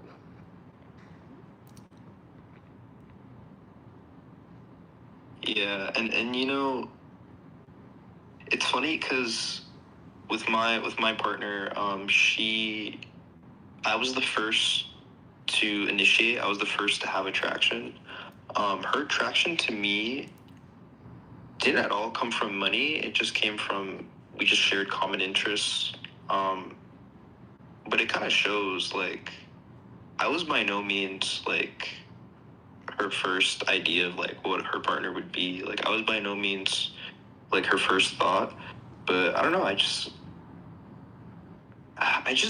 what I'm saying is I never understood this problem with men getting women at first because I just never had those issues growing up. And it's not even me trying to flex. Like, I'm not by any means the pinnacle, like, alpha male guy that can, like, be your guide to getting women. Like, no, dude. Like, all I'm saying is just be a good person, you know, be honest, be yourself. If being yourself means you're a shit person, then obviously improve yourself. Yeah, I don't know. It's not hard. It's not hard, guys. They're Like, I if think you're a the good thing person, you're a good guy. is that they lack patience. Because, like, you know, at least with me, like, I have never gone out on a date with a guy just because he asked me to. Because off the bat, okay, you don't even know me. Okay, I know the guy is just wanting sex, right? So I'm not wasting my time. So every guy that I've dated, it's like there's been a period where there was like a friendship and I've gotten to know the guy. So before I even go on the date, I've already made up my mind. Like he doesn't know this, but I've already decided yes. Cause like I've gotten to know him and evaluate the compatibility there. So, and like I feel like that's like the healthy and like the way to like develop a relationship. You get what I'm saying? Because how can you just go on a date or just go date somebody that you don't even know, right? Odds are the girl's not going to say yes. She doesn't know you or have any reason to go with you, right? And then two, let's say it does work out. Say that the girl does go out on the date with you. Odds are like the relationship's not going to last, right? Because you guys have no idea if you guys are even compatible. So I feel like a lot of men, honestly, are really need to just hire a prostitute. Like, a lot of men are just wanting sex and thinking that dating is like basically cheap sex work. I feel like that is why they're not doing well, because what they really need to be doing is clocking into their job and hire a prostitute, because a lot of men are not interested in getting to know a woman or, you know, spend time with her. They're just wanting the sex. Yeah, a lot of, and that's something that people kind of miss about dating is, like, I can understand finding a person attractive and wanting to kind of just go straight to it into like a date of some kind. It works sometimes, but even dates are kind of just like almost kind of like a friendship build where it's like you guys aren't official yet. Like, most of the time when people are dating, they're usually not official on the first date. It's usually just they're people trying to get to know each other. Yeah. Or in the interest of mind to like go further, but you technically are kind of forming a friendship before you officially say like, hey, that's my like boyfriend or that's my girlfriend. So You're right. At least that's how we did it. Like, I don't know. I do feel like the men that are asking for a date are kind of making it clear, like, they're wanting a relationship in a romantic context off the bat. So that's my issue with it. If that makes sense, it's like I don't even know the guy. So, cause yeah, I'm not gonna like go into or like hang out with a guy in a romantic context that I don't even know. Like to me that sounds crazy, and like for me it's not worth it, obviously. You get what I'm saying? Because what if the guy's psycho? What if he's clingy and gets I find out he's like gets obsessed with me because I went on this date. It's just too much. So that's why for me it just makes sense to, know who I'm going out with, right? Because the way I do it is like the moment I go on the date, that's when I've decided the relationship has begun, right? And from there it just kind of goes. And like I feel like that works pretty well for me at least. But I definitely do think patience is important. A lot of men do not have patience. Yeah, and it's ironic too, because these same men are the men that are like, oh, like, I don't want a woman with a high body count. I don't want a woman that's done it so many times. It's like, no, dude, like, you definitely do want to just have sex. And if you want to have sex, that's fine. Just like, oh, I was talking about no one's this stopping you. In my last live, and a lot of guys, I got mixed reactions. Okay, so, okay, so you know how I mentioned, like, I don't have a body count, but that is because I will never do anything I don't want to do. I'm not interested in the sexual activity. I just feel like, that's something that the guy needs to take care of, right? Like do you get what I'm saying? Like, just like how you're gonna shower yourself, right? You're gonna clean yourself. You get yourself off. I don't want to be involved, right? That's just very much my mindset on that, because I'm not interested in the stuff. So, I had guys like ask, oh, well, like what if he like cheats on you? And I've never had any cheating issues, and that has never been an issue in any of my relationships. But I did say in my live that I don't consider that cheating. That if I was like dating or married to a guy and he told me that he's gonna go see a nice hooker, I don't see the issue. I don't think that's cheating. What I think is cheating is if he's, doing something for the girl or like actually spending time with her, right?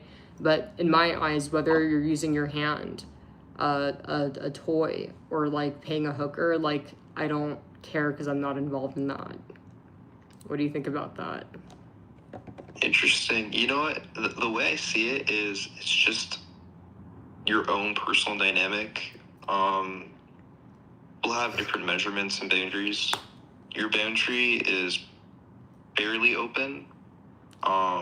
Because the way I see it, like, what's the difference between that and going to a massage parlor, right?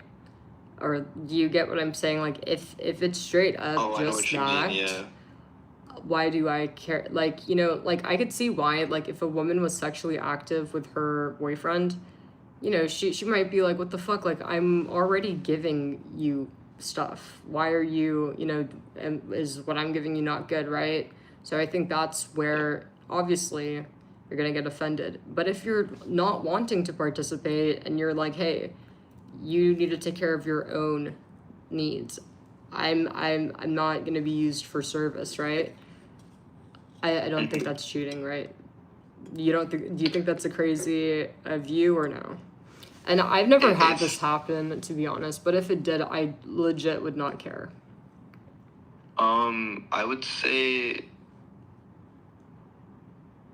it's the way I see it is it's cheating depending on what you stated prior to starting your relationship. Like, I know people that have been in open relationships or relationships where they have like open sex and stuff like that. If you're agreeing to it, then yeah, it's obviously not cheating. Right. But if you don't agree with it, then like obviously then yeah, it's just I can't say no. I can't say like, oh, that's crazy, because it's not crazy, because it's your relationship, right? Like, I can't be like, oh, that's insane, that's cheating. Like, no, you Yeah, because literally like, just what's said like like the you're okay with it. alternative? Like, do I put a cage on him since, hey, I'm not interested in this sex shit. We're gonna put you in a cage. Like, I could do that, or he could keep it to himself, right? But I don't think it's crazy. You don't Yeah, know it's if not it a bad take. happened.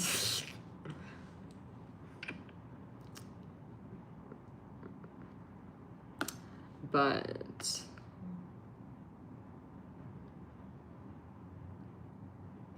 yeah, no, I just would not want to be involved. Like, I would want the relationship and keep me out of the other stuff. You handle that. Wait, so do you have like an aversion to sex just because you just don't want to, like, you just don't want to do it, or as a result of, like, do you feel like do you not want to do it because you just think it's gross, or do you not want to do it because I'm not you just don't feel like interested in it? Like, I do find it gross. I mean, for example, like, like, let me think. It just low-key kind of is gross to me. For example, if you think about like head, right? What's the difference between like, putting your mouth on a guy's like part versus licking a toilet seat, right? I just I feel like honestly a lot of girls are not really interested in doing it, but they're willing to do it because they like the guy. Like, do you kind of get what I'm saying? I think most girls, or there are probably a lot of women who relate to me, but I'm just more like, I've always been the kind of person where I'm not going to do anything I don't want to do, right? So I'm very like strong on that. But do you kind of get where I'm at? I'm just not interested in doing that stuff. I'm just low-key straight up. Yeah, dude, I mean, being opposed to sex is a normal thing. I think it should be more normalized. I don't think there should ever be like an obligation. And that is noted. Like, I'm pretty sure, forget the term. Oh yeah, somebody said asexual. I guess it like, yeah, I guess that is. I mean, like, I don't know what asexual is, but I mean, if you think about it, I mean, would like put yourself in the woman's shoes. I mean, would you want to like get sexual with a man? Like, I feel like for the same reason most men would not want to get sexually active with another man. That's exactly why I'm not down. It's gross. Seriously, think about it. So I don't, because obviously I did love the guys that I was with, but that doesn't mean I'm willing to do that nasty stuff. And because I just feel like, dude, it's like the guy has a working hand, right? And that's something he should take care of and he's responsible for, right? That's just my kind of view on it. Yeah, that's fine. I mean, that's kind of the gift that I think, or not even a gift, but that's kind of just the privilege that men have, is that they can kind of just you got your hand. Do it, and then they can just use their hand and it's all good. Yeah, I mean, it's never been a problem for me thus far. I don't feel. I mean, I don't know how far I want to get into it, but basically, sexual satisfaction has never really been a problem for us. We kind of both were under the same terms, where it's like, if we're down for it, we're down for it, type shit. Like, it's like,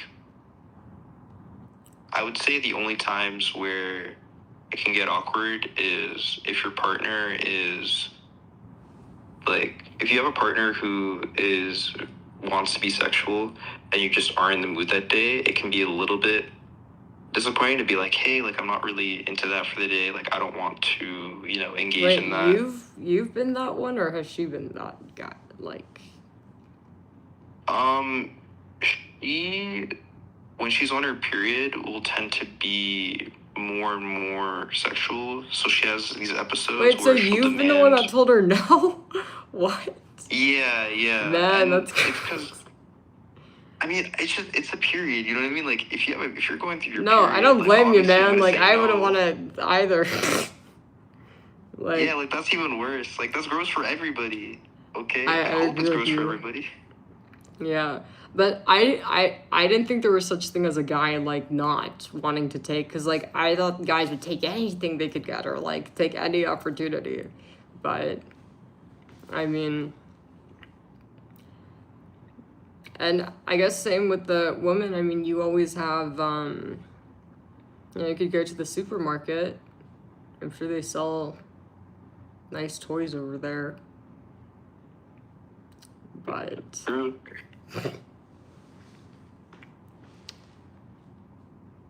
Yeah. I mean, okay, if we're being open and honest, there have been moments where I have been interested, but she will say no for, usually it'll be issues regarding like stress. Like she'll be like, yeah, I'm too stressed today and I feel like I can't, even if I were to do it, I wouldn't be able to give you the experience you'd want. And then I was like, yeah, that's perfectly fine. Like I have a right hand. yeah. Like, And you like know.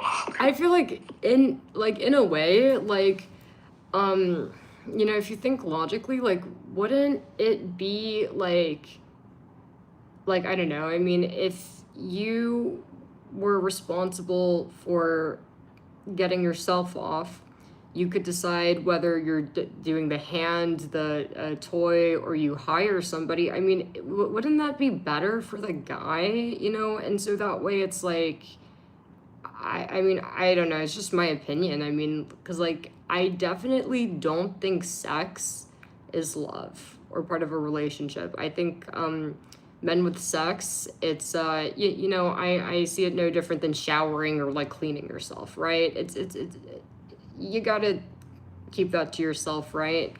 And because, like, honestly, I feel like, you know, if any of the guys I dated, like, brought up their sexual like side or whatever, or like sexual stuff, like I just wouldn't like take them seriously. I'd like kind of look down on them a bit. Like, does that kind of make sense? Like, you know, so like the same way, like I just feel like the same way you wouldn't necessarily like, you know, like be sexual with your teacher, right? Because like you'd be embarrassed, correct? Because like you respect your teacher, right?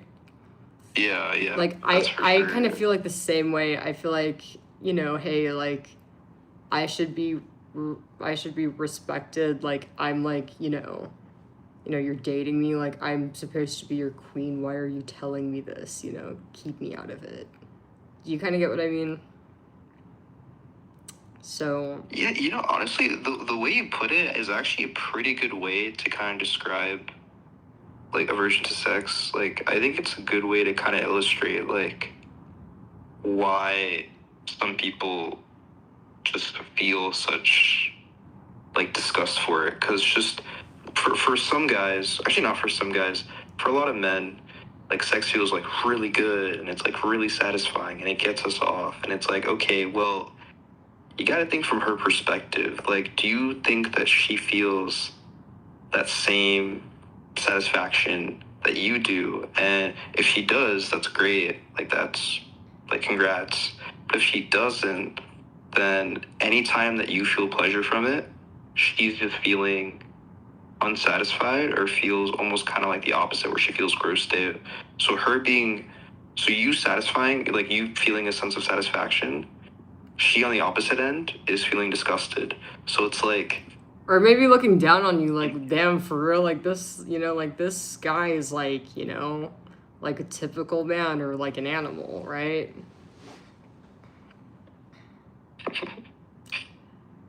there's a lot of typical men. There's a Right. lot of typical men.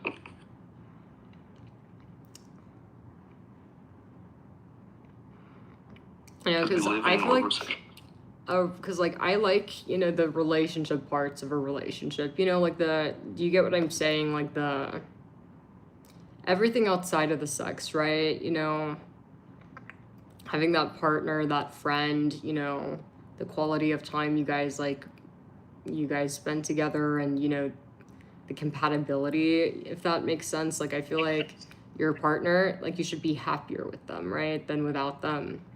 And I think that's really the point. So Yeah, unfortunately, there are guys that don't prioritize that aspect of relationships so much, and so when it comes to like the sex, it's like, oh, that's all I need, right? Like a lot of the time, these guys don't want relationships; they just want sex. So and it's if they can find a crazy, woman that man. satisfies that, it's good enough for them. It's like, doesn't the hand work, or like what the fuck? You know, can't you guys just, like, I don't know, like, use a hand and maybe just close your eyes, imagine it's a girl instead, or maybe you could use Siri for the voice. Like, I They're just fucking think making bots. yeah, no, use a robot. Use the fucking robot. I feel weird about it because they often beat up these robots and they express their messed up fantasies with them. So I feel What? half and half about it. Wait, there are men that are wanting to, like, beat a robot because it had sex with them. Yeah, they will straight up somehow, I don't know how they're still doing this. They'll like pretend that they're essaying the quote unquote robot in question, and they'll like play out roles where it's like the robot that they're smashing is like they're like beating them up and pretending that they're doing this to an actual woman. Like that's why I feel iffy about the whole like robot thing. It's like, yes, they're expressing themselves, but it's just condoning that horrible fantasy that they have. So that's why I feel about the whole robot. I mean, it's better they do it to a robot than a real girl, that's for sure. Man. Oh yeah, absolutely, yeah. That is crazy. Well, if you're a guy and these are the things that you're thinking, then, you know, maybe it might be good to keep that to yourself and with your hand.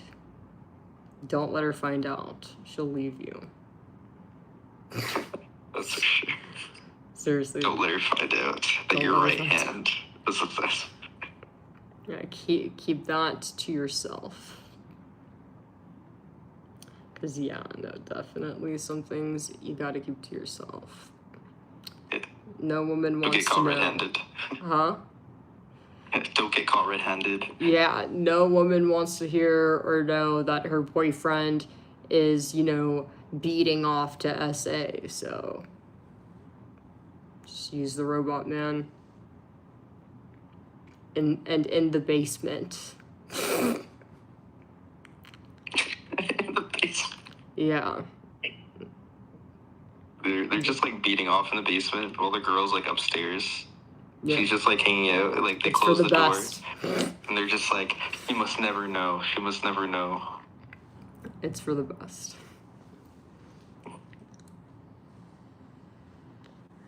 Somebody asked, where are you going for the man then? You know, because relationships aren't just about sex, you know, and when you are with somebody that you're actually compatible with, you'll learn that.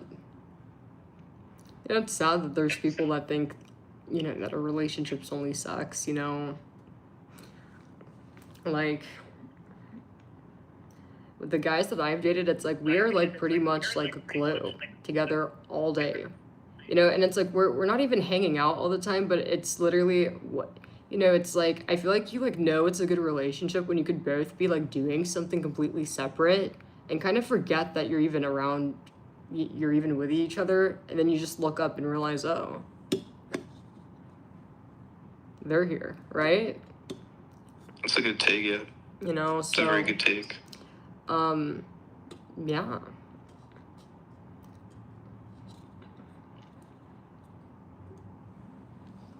Let's see. Yeah, relationships, it's a necessary part of relationships to have like your individuality, for sure. Oh yeah. Oh my god, yeah. I've been going on about that because like a lot of guys, and this is bad, a lot of men don't even know what a relationship is. you know, and this is not good because like a lot of men seem to have this idea that like, okay, once they get a girlfriend, that it's okay that they could tell a woman that she can't do these things anymore, she must sacrifice. And I think that that's insane. You kind of get what I'm saying? It's like, you know, a relationship is part of your life, not your entire life, right? So, you know, Right. nobody should be telling anybody that they can't do this and can't do that, right? And, you know, there should be, and also, I don't believe in this phone bullshit. You know, the checking phone stuff? Oh, checking.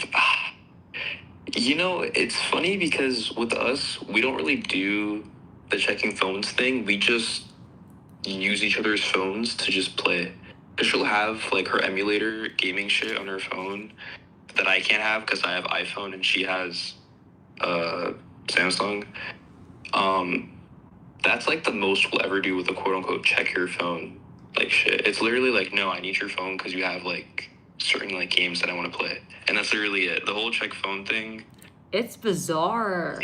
It's weird because it's like, this is supposed to be someone you like love. Like, I just feel like if there's anything you're doing in a relationship where you wouldn't even do this or say this to a friend, that's bad. You obviously wouldn't tell your friend, like, let me see your phone, let me make sure you're not being fake and messaging, you know, Dylan that I fought with. Obviously, you'd never do that. So why is it okay that you treat the person you're with like that? So, yeah, a lot of men are just kind of cooked, man. But yeah, and then I guess the biggest thing is men not liking their girlfriends dressing promiscuously because they're getting attention from guys. What's your take on that? Ooh, okay. So I love this topic. So the thing that men need to realize about their women and the way they dress, they're not really dressing for men because they could wear whatever they want and still get men. So for example, like if you take someone like, let me think of an icon, Billie Eilish, right? Billie Eilish, when she was wearing baggy clothes and quote unquote masculine like wear, she was still getting a lot of eyeballs from guys. Okay. This was before she was able to kind of get out of her shell a bit more and express herself more. Women don't dress for men, and even if they do dress for men, once they're in a relationship, I assure you, like, unless the girl is like somehow like really shitty and is ready to just leave you and just cheat on you, whatever, right? Unless she's like that, like majority of the time, a woman is not gonna dress in a way to kind of like get a man's attention. Yeah. Low-key, another reason why I kind of have my opinion is because in Islam, it kind of does dictate that stuff. In Islam, women are usually like really encouraged to like cover up for the sake of men, and I never really liked that. I always feel like a woman should only ever dress the way she wants, and it sucks that that's kind of how the culture is, where women cover their hair, cover their body, sometimes even cover their face. Like I see women literally covering themselves so much that you only see their eyes, and they're doing it for men. It's like, no, I don't want that ever. I think a man. And if anything, isn't that like I mean, cuck behavior? Because like, think about it. Like It is a cuck guy behavior, yeah. that's like saying, you can't wear these things because what about the other men? It's like, man, like you're more worried about the other men than your own girlfriend. Like you're literally telling the girlfriend, your girlfriends to cater to other men, right? And like they seem Right. to not get that. But so I'm glad we agree on that because yeah, I actually had the opposite issue. Like if anything, like the guys that I've dated would prefer I dress up more. You know, it's like they'd like be kind of like afraid to tell me, but they'd tell me in like kind of like a way like, oh, you know, do you remember that dress that we bought, like that? So I had like guys like actually like want me to dress up nicer. Actually, I never had a guy like, oh, cover up more. So I found it very funny when I saw like guys freaking out over their girlfriends looking nice, because wouldn't you want your girlfriend to look good? It's a good reflection of you. It's like getting your car detailed. You know, yeah, it's, you know, honestly speaking, I feel like if you're meeting a woman, this is especially for instances where men meet women at clubs, it's like, if you saw a woman, you know, coming from, I don't know, the club, and she's wearing like short shorts and whatever, and like a bra, and you found her attractive, you want to get her number, you know, it's like, you got to be wary of how you met her, right? Like, you met her in that fit, she probably wears that fit typically, right? So you can't then start dating her and being like, hey, now that we're dating, you got to wear so-and-so. It's like, no, it's not how it works, okay? She either gets to wear what she wants, or it was not the woman for you. Somebody said, imagine us showing our package when we go out. Man, us girls would get permanent eye damage. You guys, please don't do that. He said, imagine us showing our package when we go out, like guys showing their like peens. What the Man, fuck? I'd honestly rather use Harpix as eye drops. You guys don't. Please don't. We don't want to see it. If you guys do this, us women will stop going out. That's crazy. Dude, that's fucking wild. How do you type that? Dude, how do you type that and click send? What the fuck is wrong with you? Man, Why would you say like, every girl would fucking, like, be running her ass back home. So many women would be traumatized. Don't do that.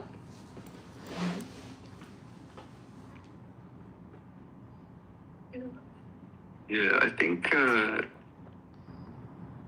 just want to add another point. The guys were saying that women shouldn't have to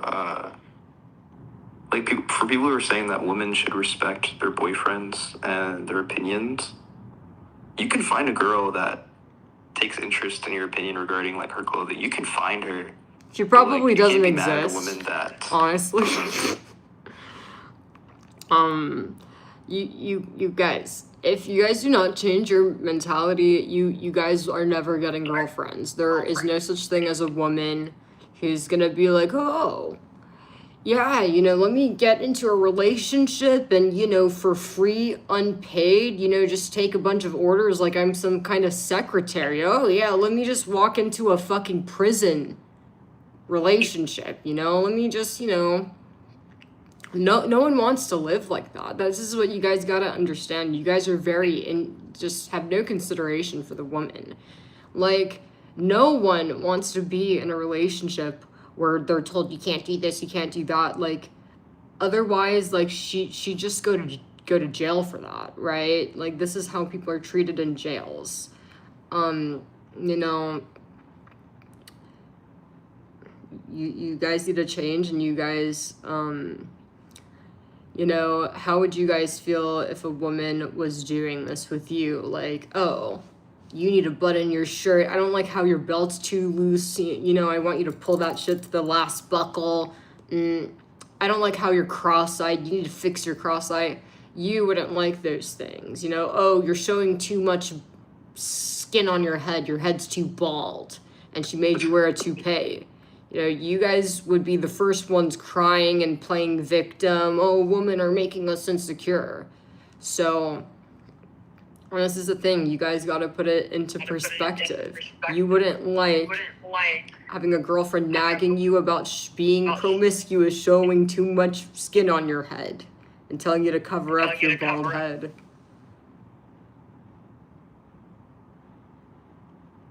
It's ironic here because I feel like the only nuance would be, like, the only fair nuance I would see is encouraging your partner to kind of step out of their comfort zone. So, like, for example, like, my partner felt restrained and having to, like, cover herself up all the time. And I said, like, do you feel comfortable with that? Like, do you feel comfortable in, like, 80-degree weather wearing, like, 2 sweaters? And she's like, no.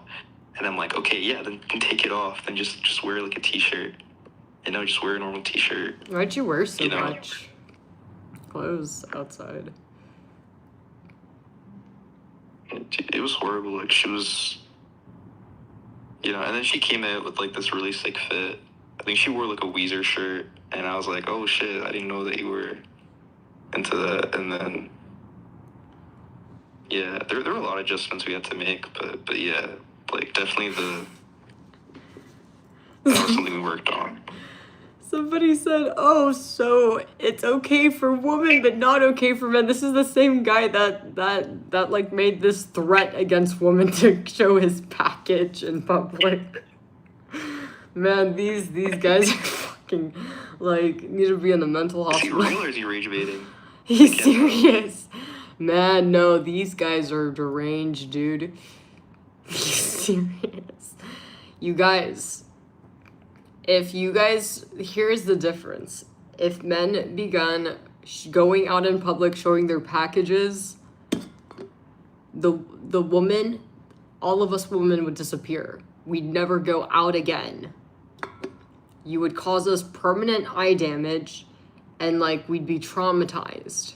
Okay? Us women are not traumatizing men. The difference here is we actually look good. It's a lovely sight. With you guys, not so much. Not so much. Make sure you guys put on that belt. No packages. It is not the same. Yeah, they gotta, like, tighten their belt to, like, the highest level. Yeah, like, put fucking pants on. We don't want to see that shit. Last loop. That shit needs to be, like, on and not going anywhere. It's just so funny. So equal rights are down the drain. Like, like, I think this guy just wants to fucking, like, flash his, like, micro. Yeah, that's just gonna be at least, like, I don't know, he wants to get his 1 centimeter schlong out. I don't know. He's ready to impress the ladies.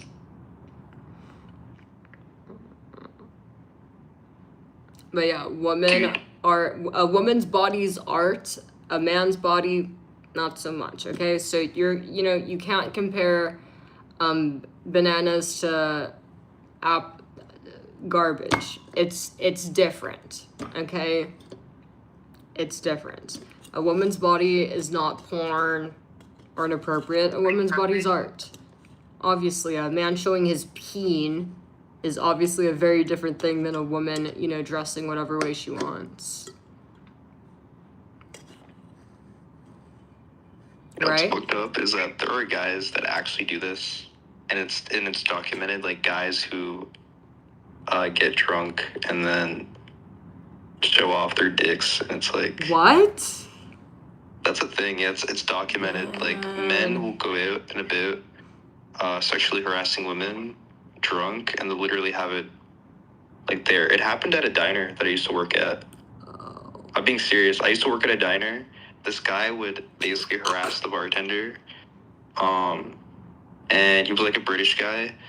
I remember he was being weird. He was like, oh, can you ask the girl that gave me my menu, can you ask her to, come here? And I said, no, bro, I'm not doing that. And then, yeah, like, not even, like 5 or 10 minutes later, he, like, fucking has his pants down. So it's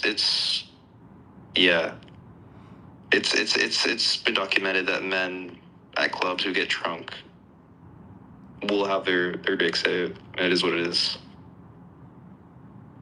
Did you get arrested for public indecency or sexual harassment? Oh, yeah. Okay. Oh, yeah. Although the cops were, like, really awkward.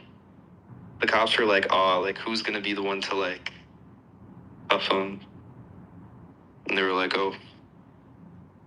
Yeah, it was really awkward, but and worst of all, there was, like, it was a busy breakfast, so a lot of children around, a lot of families around, Oh and my most of us God. minors. Man, what do you think about somebody just said without man there's no woman?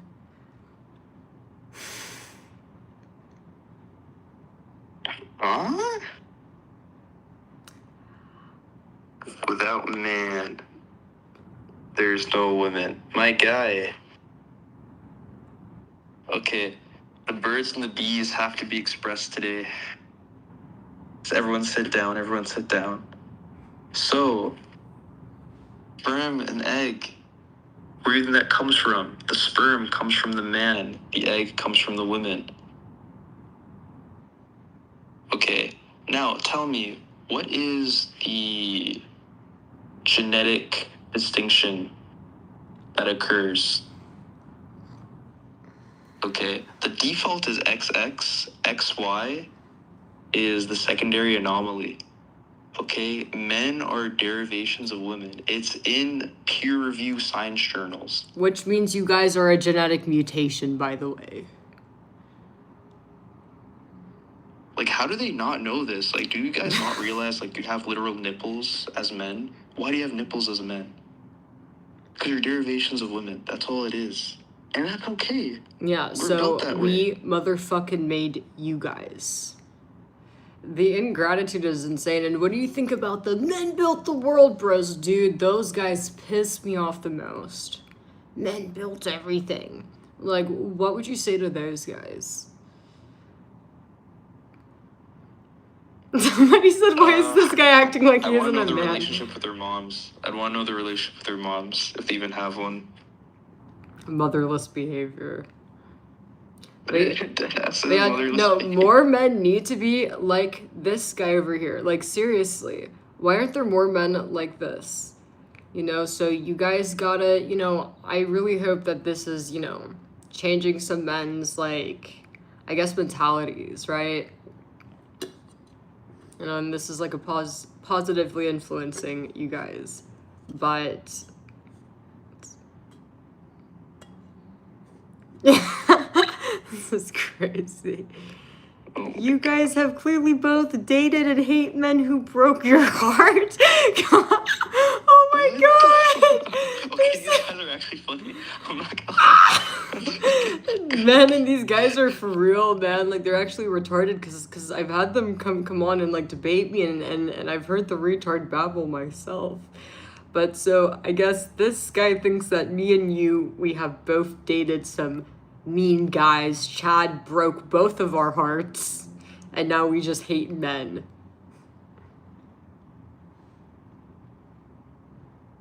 Oh my fucking god. Ooh, some chatters just picked up some things from my voice. Some guys are saying I sound like nasally or I sound like Canadian. I'm not Canadian, I'm American, but because of my general friend group, especially during the COVID times, and because I have visited Ontario from time to time, I did pick up a bit of a twang. So if I sound nasally, that's you guys got it. That is the one point that I'll concede to, that I do have a bit of Canadian influence. So These guys are so bad. You guys, at So the end of the we should- day, he's the one. He has a girlfriend, you guys don't, and he's on the phone with me, and you guys aren't. So, so funny. dude, I saw there were some chatters that were like really trying to. What was that chick's name? The one that wanted to get on a call with you?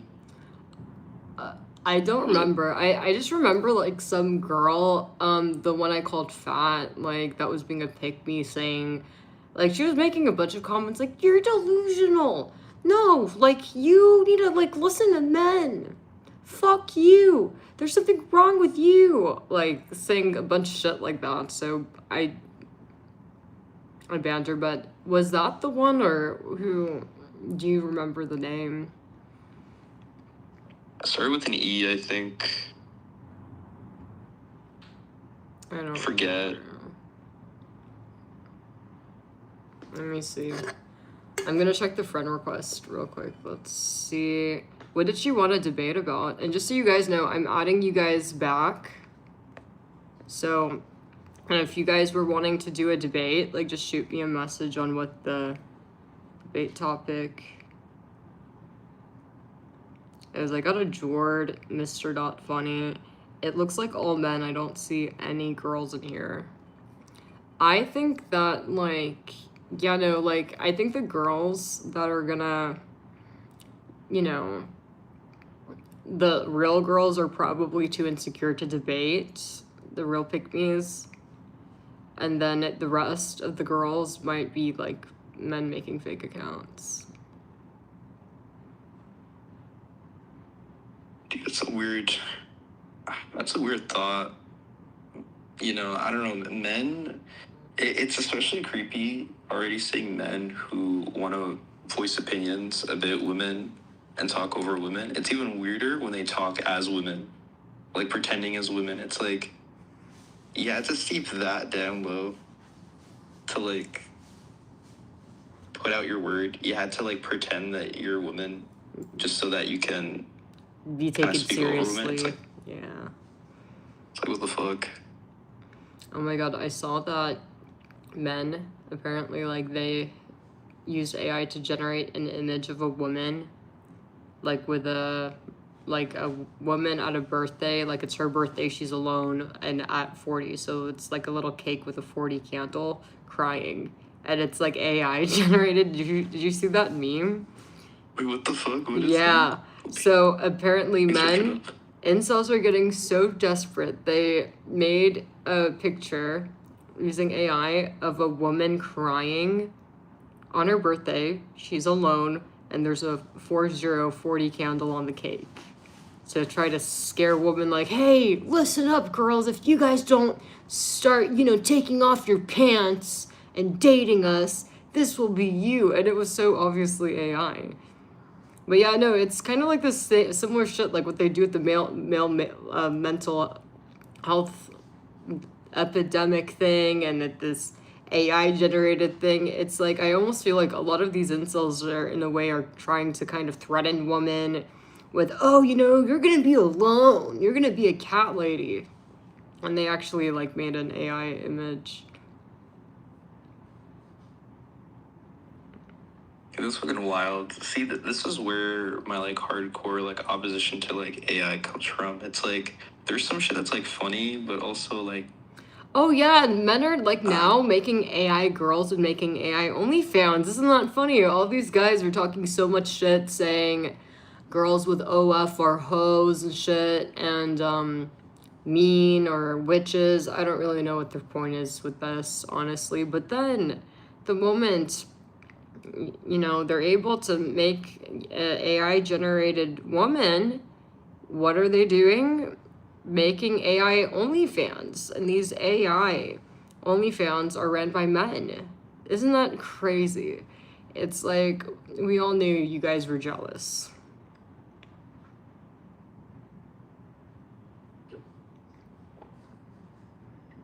I think men... This is what men need to do is, and I've noticed like a couple of comments from like some guys being like, oh, like look at this dude, this guy definitely doesn't have a girl. He definitely has. Here's how I see it. Okay, regardless of how you feel about me, and my views, you guys have to at least be somewhat honest in that there is an issue where men will kind of pretend that like OnlyFans is like something to blame on women. It's like, my guy, like, guys are the number one consumer pornography. They're the ones that are funding OnlyFans the most. So if you have a problem with men that are funding women who do OnlyFans, if that's your issue with that, you have to blame the men here. You have to talk to men. Because, like, and I'm not even saying I'm anti-sex work. Like, I'm pro-sex work. I think people can do whatever they want. But why are the men... Somebody said consumption doesn't equal blame. It's what creates the demand. Like, oh my god. These guys are actually straight up tards. Did you hear that? Consumption doesn't equal demand. Like, man, like, wouldn't it be funny if I got one of these, like, retarded guys, like, on the phone and, like, we could, like... Yeah, should we do that? Maybe, like... You might think about doing something like that, getting one of the retarded men. Like... Oh, dude. I'm so down. That'd be so funny. Like, I just want to hear somebody, like, justify that. Like, consumer doesn't, it doesn't mean the man. It's like, my dude, that's like basic 101 economics. Like, Like, what do you want? If demand goes high, prices go high.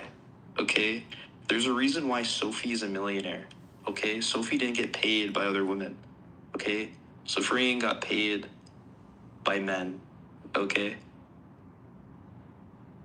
And if you can dislike those men, but you know, if you're blaming the women here, it's like, okay, you're blaming a woman that's making tens of millions of dollars. It's like, are you really gonna blame her? Or are you gonna blame the guy that probably lost millions of dollars? You're all To hating someone from that your he's never mommy's gonna meet. basement. Never forget that. Like these guys. It is not the drug dealer, it's the consumer. With the drug dealers, right? Man, now they're comparing it with the drug dealers. These guys are deranged. What the fuck? Just so you guys know, yeah, no, this is a guy.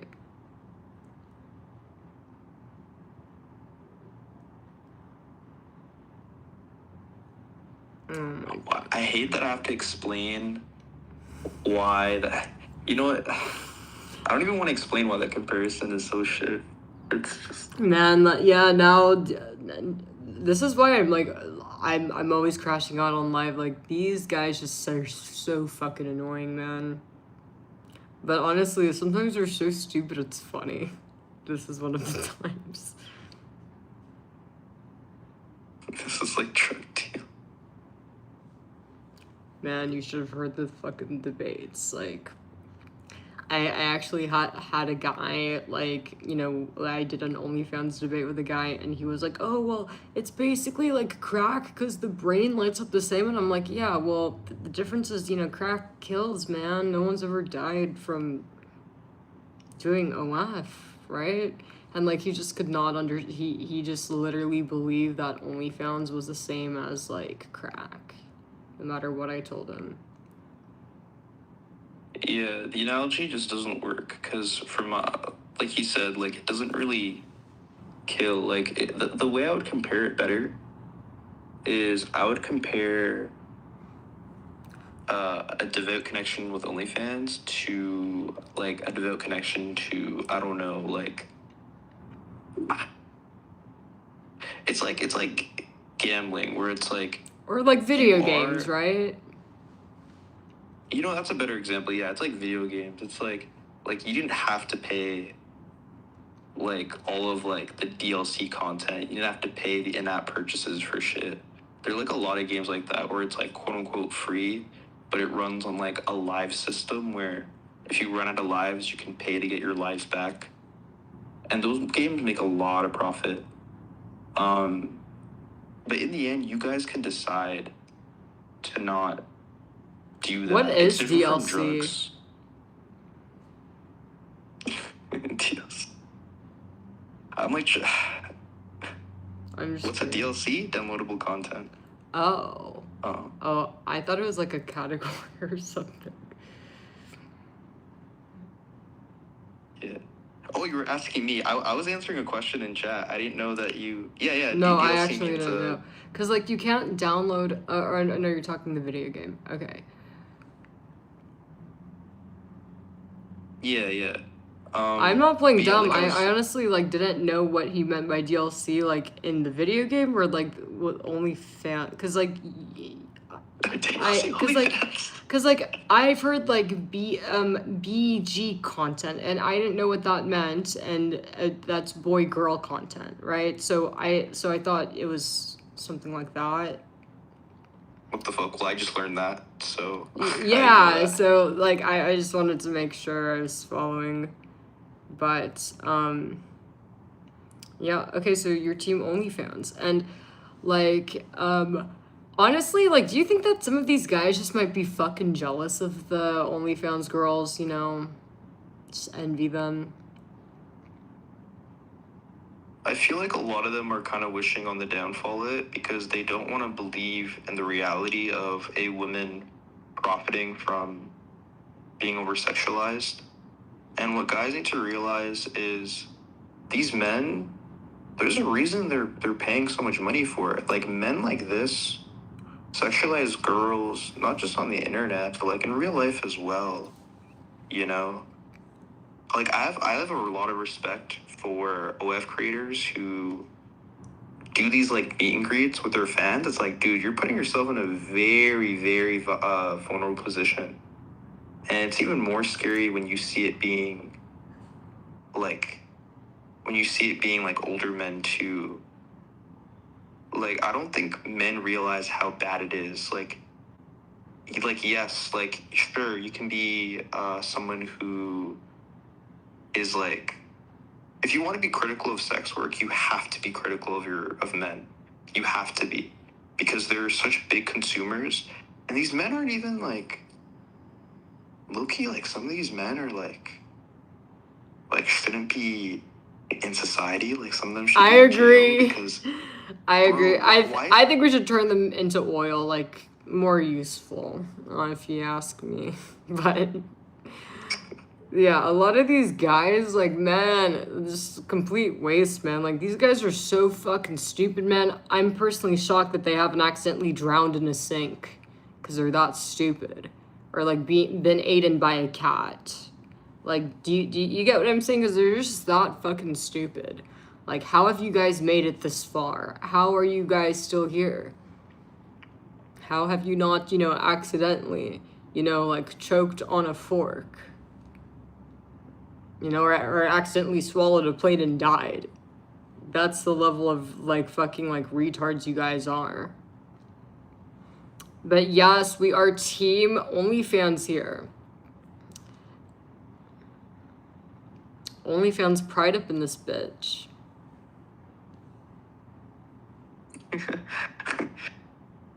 I love.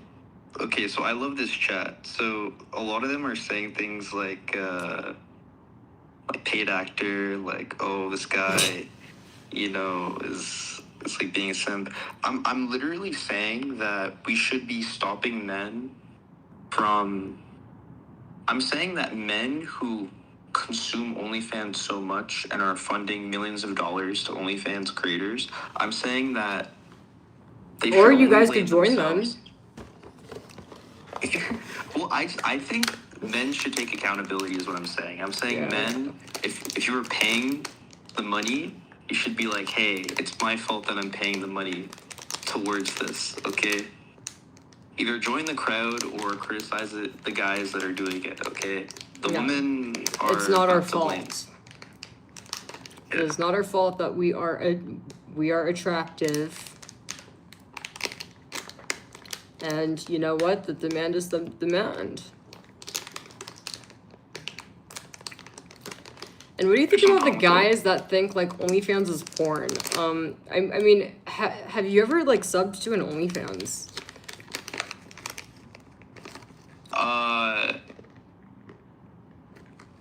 This is gonna sound pathetic, but free OF. Oh. Free OF, like chicks that have like the free. Yeah, and then you buy the content if you want it. Yeah, so, like, that, like, it's I've not. never bought content personally. Why? Participate in the economy. The reason why I haven't bought content, it's something like personal. It's just, for one, I don't know. It's one of those things where I never really, well, first off, I never really needed it. Like, I never needed, like, sexual satisfaction through that because, again, I have my right hand. But I don't know. There's so much shit on the internet. It's like, and again, it's just a personal thing, but I feel like there's so much shit on the internet. It's like, why even have to pay? Like, if you want to pay, you can. All the power to you, you know? Okay, but, like, you get my point. Like, you've kind of seen the pages, right? They're nothing like porn. Oh, yeah, OnlyFans I would never compare. Yeah, no. The porn industry is vastly different from OnlyFans. Yeah, and you can speak to this more than I can, because you understand it better than I do, yeah. Because, like, OnlyFans, it's straight up just Instagram, but without clothes on, right? And so I just think it's crazy when guys, like, try to compare OnlyFans to porn. Not that there is anything wrong with porn, but it's like, I just feel like, you know, that's just a really retarded thing to say. And then the same guys will compare OnlyFans to prostitution. I've heard a lot of guys say that OnlyFans is no different, the exact same as prostitution.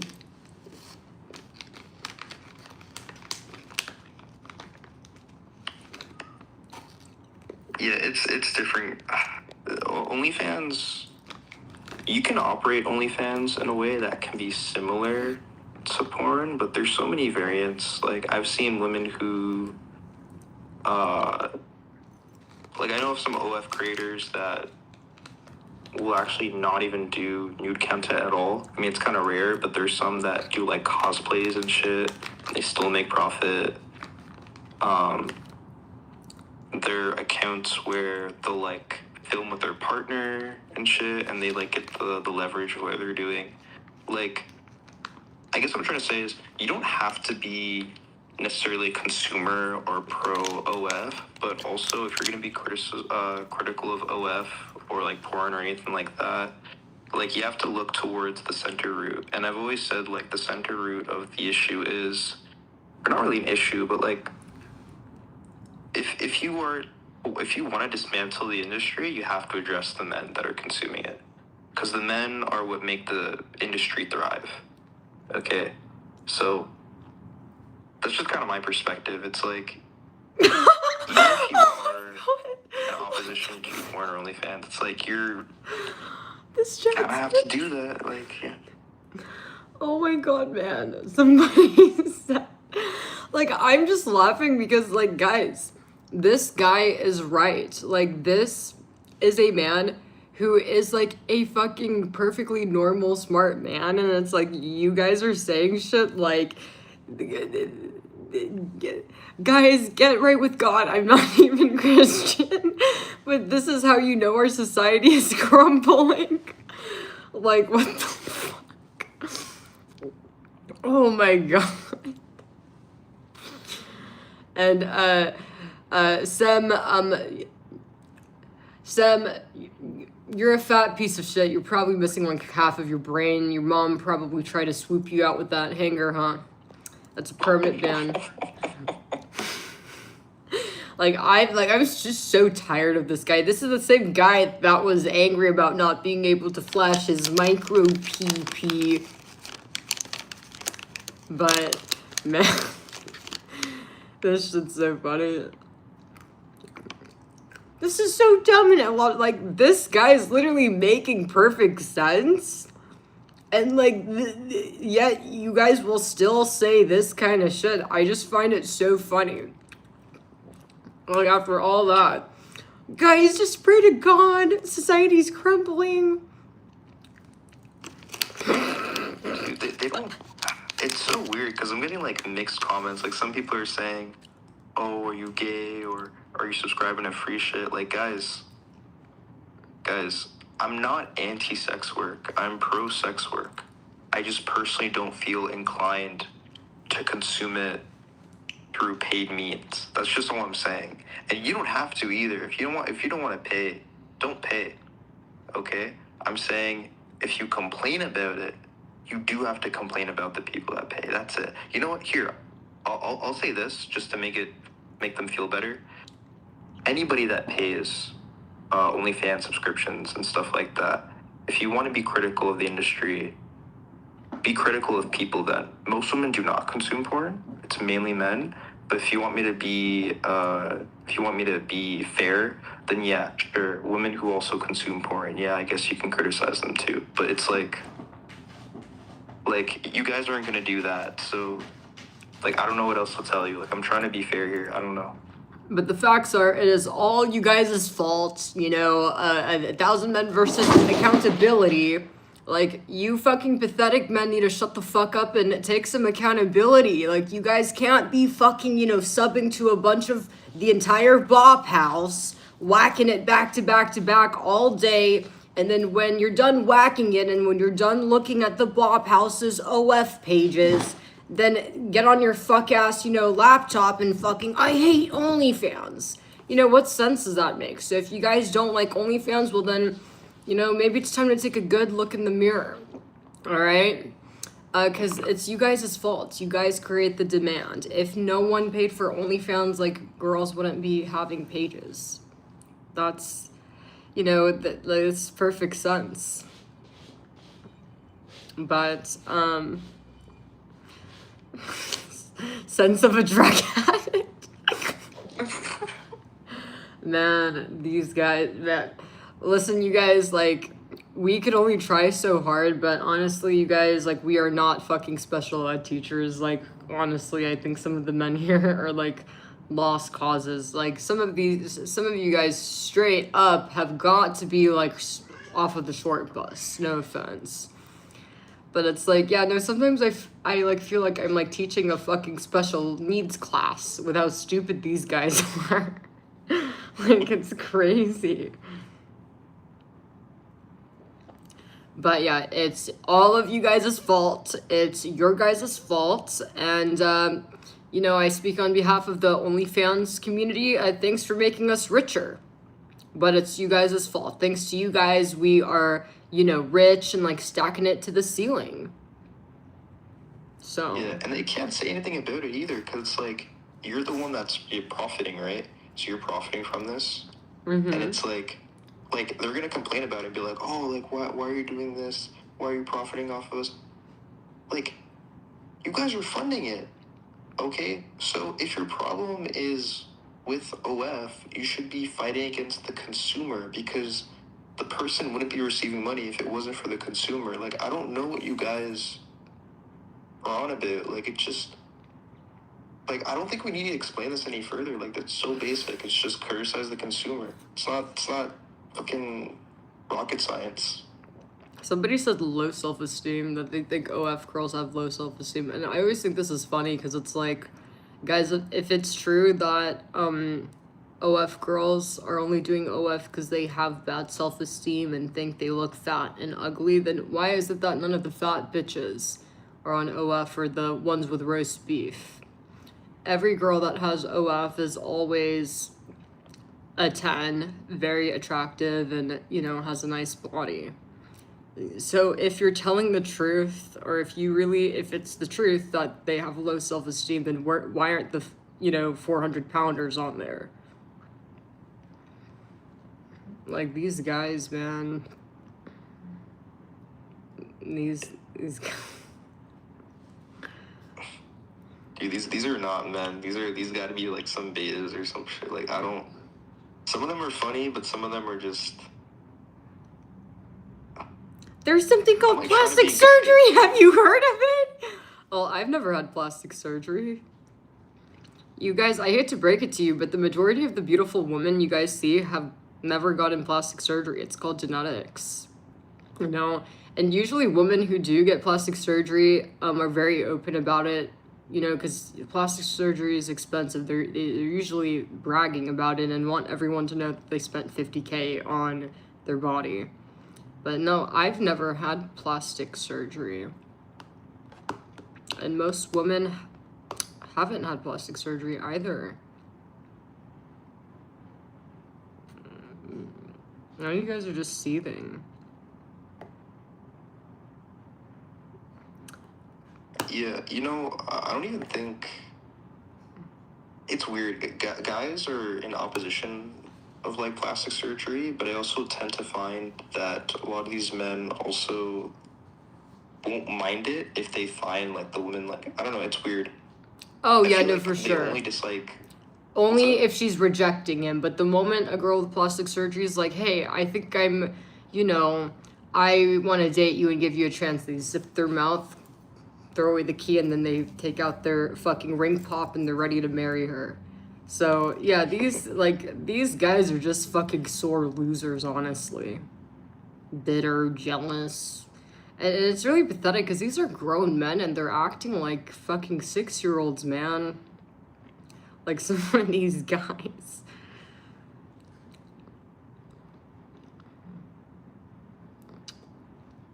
Dude, these guys, you know what it is? This is the thing. When you feel like you can't get what you want, you kind of, like, look towards that audience that kind of shares your same burden.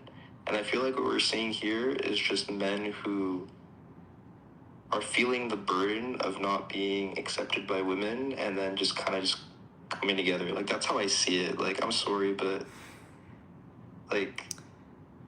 I never even had lip filler. No, man, I'm European. Just, man, who the fuck said I had lip filler? Hey, John, just because you have motherfucking thin-ass McDonald's stained lips does not mean that every woman with fuller lips had lip filler. Alright, man?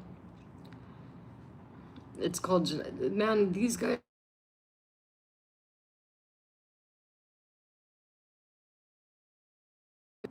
Wait, go on. Guys, do not call me while I'm on, like, a call. Wait, go on. Wait, what's up? Oh, I had somebody call while I was on a call, so I just told them don't do that. Oh, what the fuck? What did I want to touch on? There was something I wanted to do. Oh, yeah, I hear, like, a lot of guys saying, like, oh, are you fucking gay? Or fucking, like, you know, I want to clarify something. I have a partner. Okay, I do have a partner. And I don't think that I'm necessarily the pinnacle, like, peak guy. I don't want to come off that way. I don't think I am necessarily the man to follow. It's just that I think we can He do a is lot the better man as to men. follow. You guys, seriously, take some fucking notes, man. Like, seriously, I feel like the internet needs more, like, positive male... Like, do you get what I'm saying? Like, guys that actually know what's up, you know? Less Andrew Tate and more, like, guys like you. Like, you get what I mean? Better role models.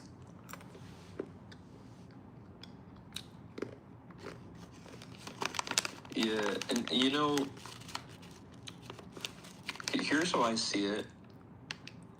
Okay, if you feel like you have a better way of approaching or finding a woman, tell me, honestly. Tell me how you go about that.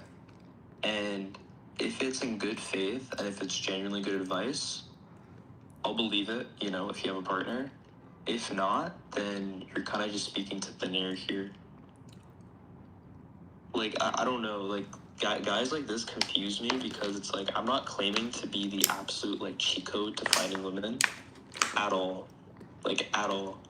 And then these men are like, oh, this is not how you find women, like, you're giving bad advice, you're gay, whatever. It's like, okay, great. Let's say I am, like, 100% gay, right?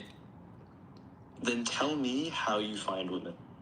I want to know how you find women. If you have so much success, I want to know. Because I don't think a Set woman is gonna boundaries, appreciate no a guy. intentions. Know your part. Set boundaries.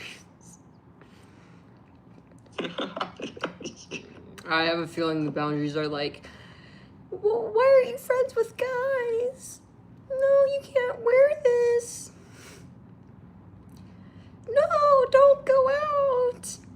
Let me see your phone. Like, I have a feeling that's what he means by boundaries. Just be a crybaby, pretty much. Let's see. It's easy to find women. All right, tell us how.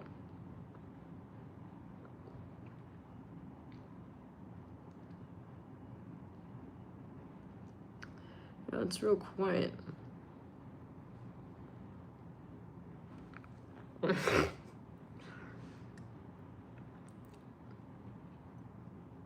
Have you ever cheated on your BF? I've never even slept with any of the guys that I've dated. Oh, have you ever had cheating? Or, like, cheated? Yeah.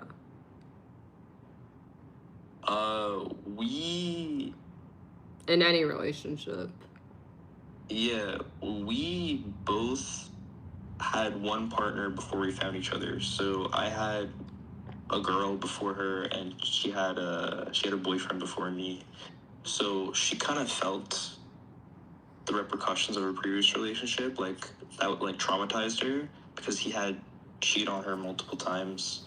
So yeah, with us, like, we just never, I don't know, cheating, there was no reason for us to really enter a relationship if we were going to do something like that.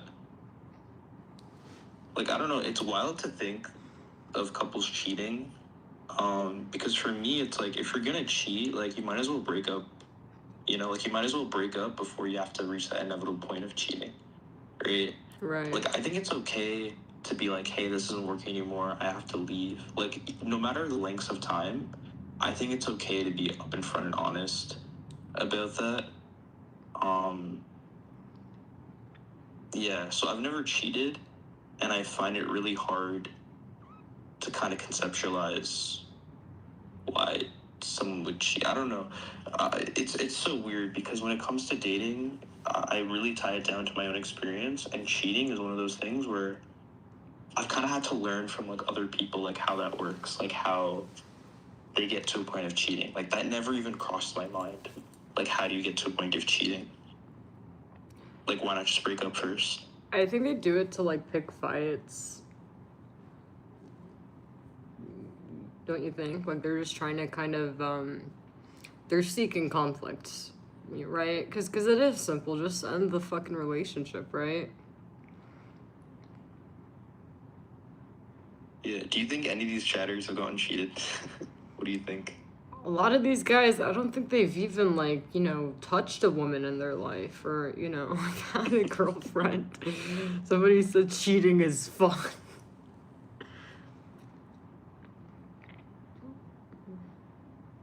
But yeah, no, I definitely need to like have you like debate one of the guys. Like, what do you think about like tomorrow? Like, I don't know what your schedule is, but I really do want like one of these guys like to do like a three-way and like you like debate them and like, you know, one of these like, oh well it's like selling drugs. I think that would be funny. So like yeah, what's your like I guess like schedule and like stuff? Or do you know or Yeah, so I live in the East Coast.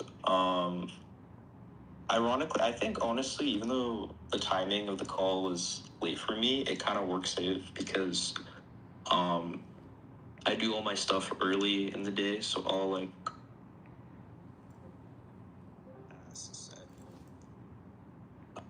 I'll work.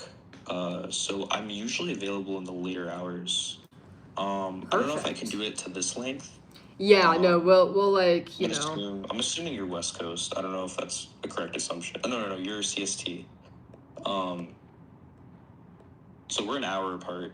Okay. But yeah, I mean, it'll work out. Just maybe like slightly earlier might be better. Okay, so and we could keep it shorter for sure. I guess so that way I 2 could. a.m. your time, 3 a.m. my time. But yeah, I'm down to debate. I mean, I can debate pretty much in good faith. Like, the way I debate is I usually try to match the energy. If it's a good faith debate, I'll be nice. But if it's not, then... Pop off. Fuck these incels. I fucking hate them anyways. Actually, I don't know what I'm saying. I think most of these guys are not going to be good faith. Yeah. And I'm already looking at this chat, and the fucking chat is basically talking about... Ray J, if you want to debate, you can. All right. I've seen you chat a couple of times. If you wanna debate me, that's okay. I welcome it. Okay. Yeah. Ray so. Why is this the same guy with two accounts? Ray J and Ray D. That can't be some other fucking coincidence. There's no way. All right.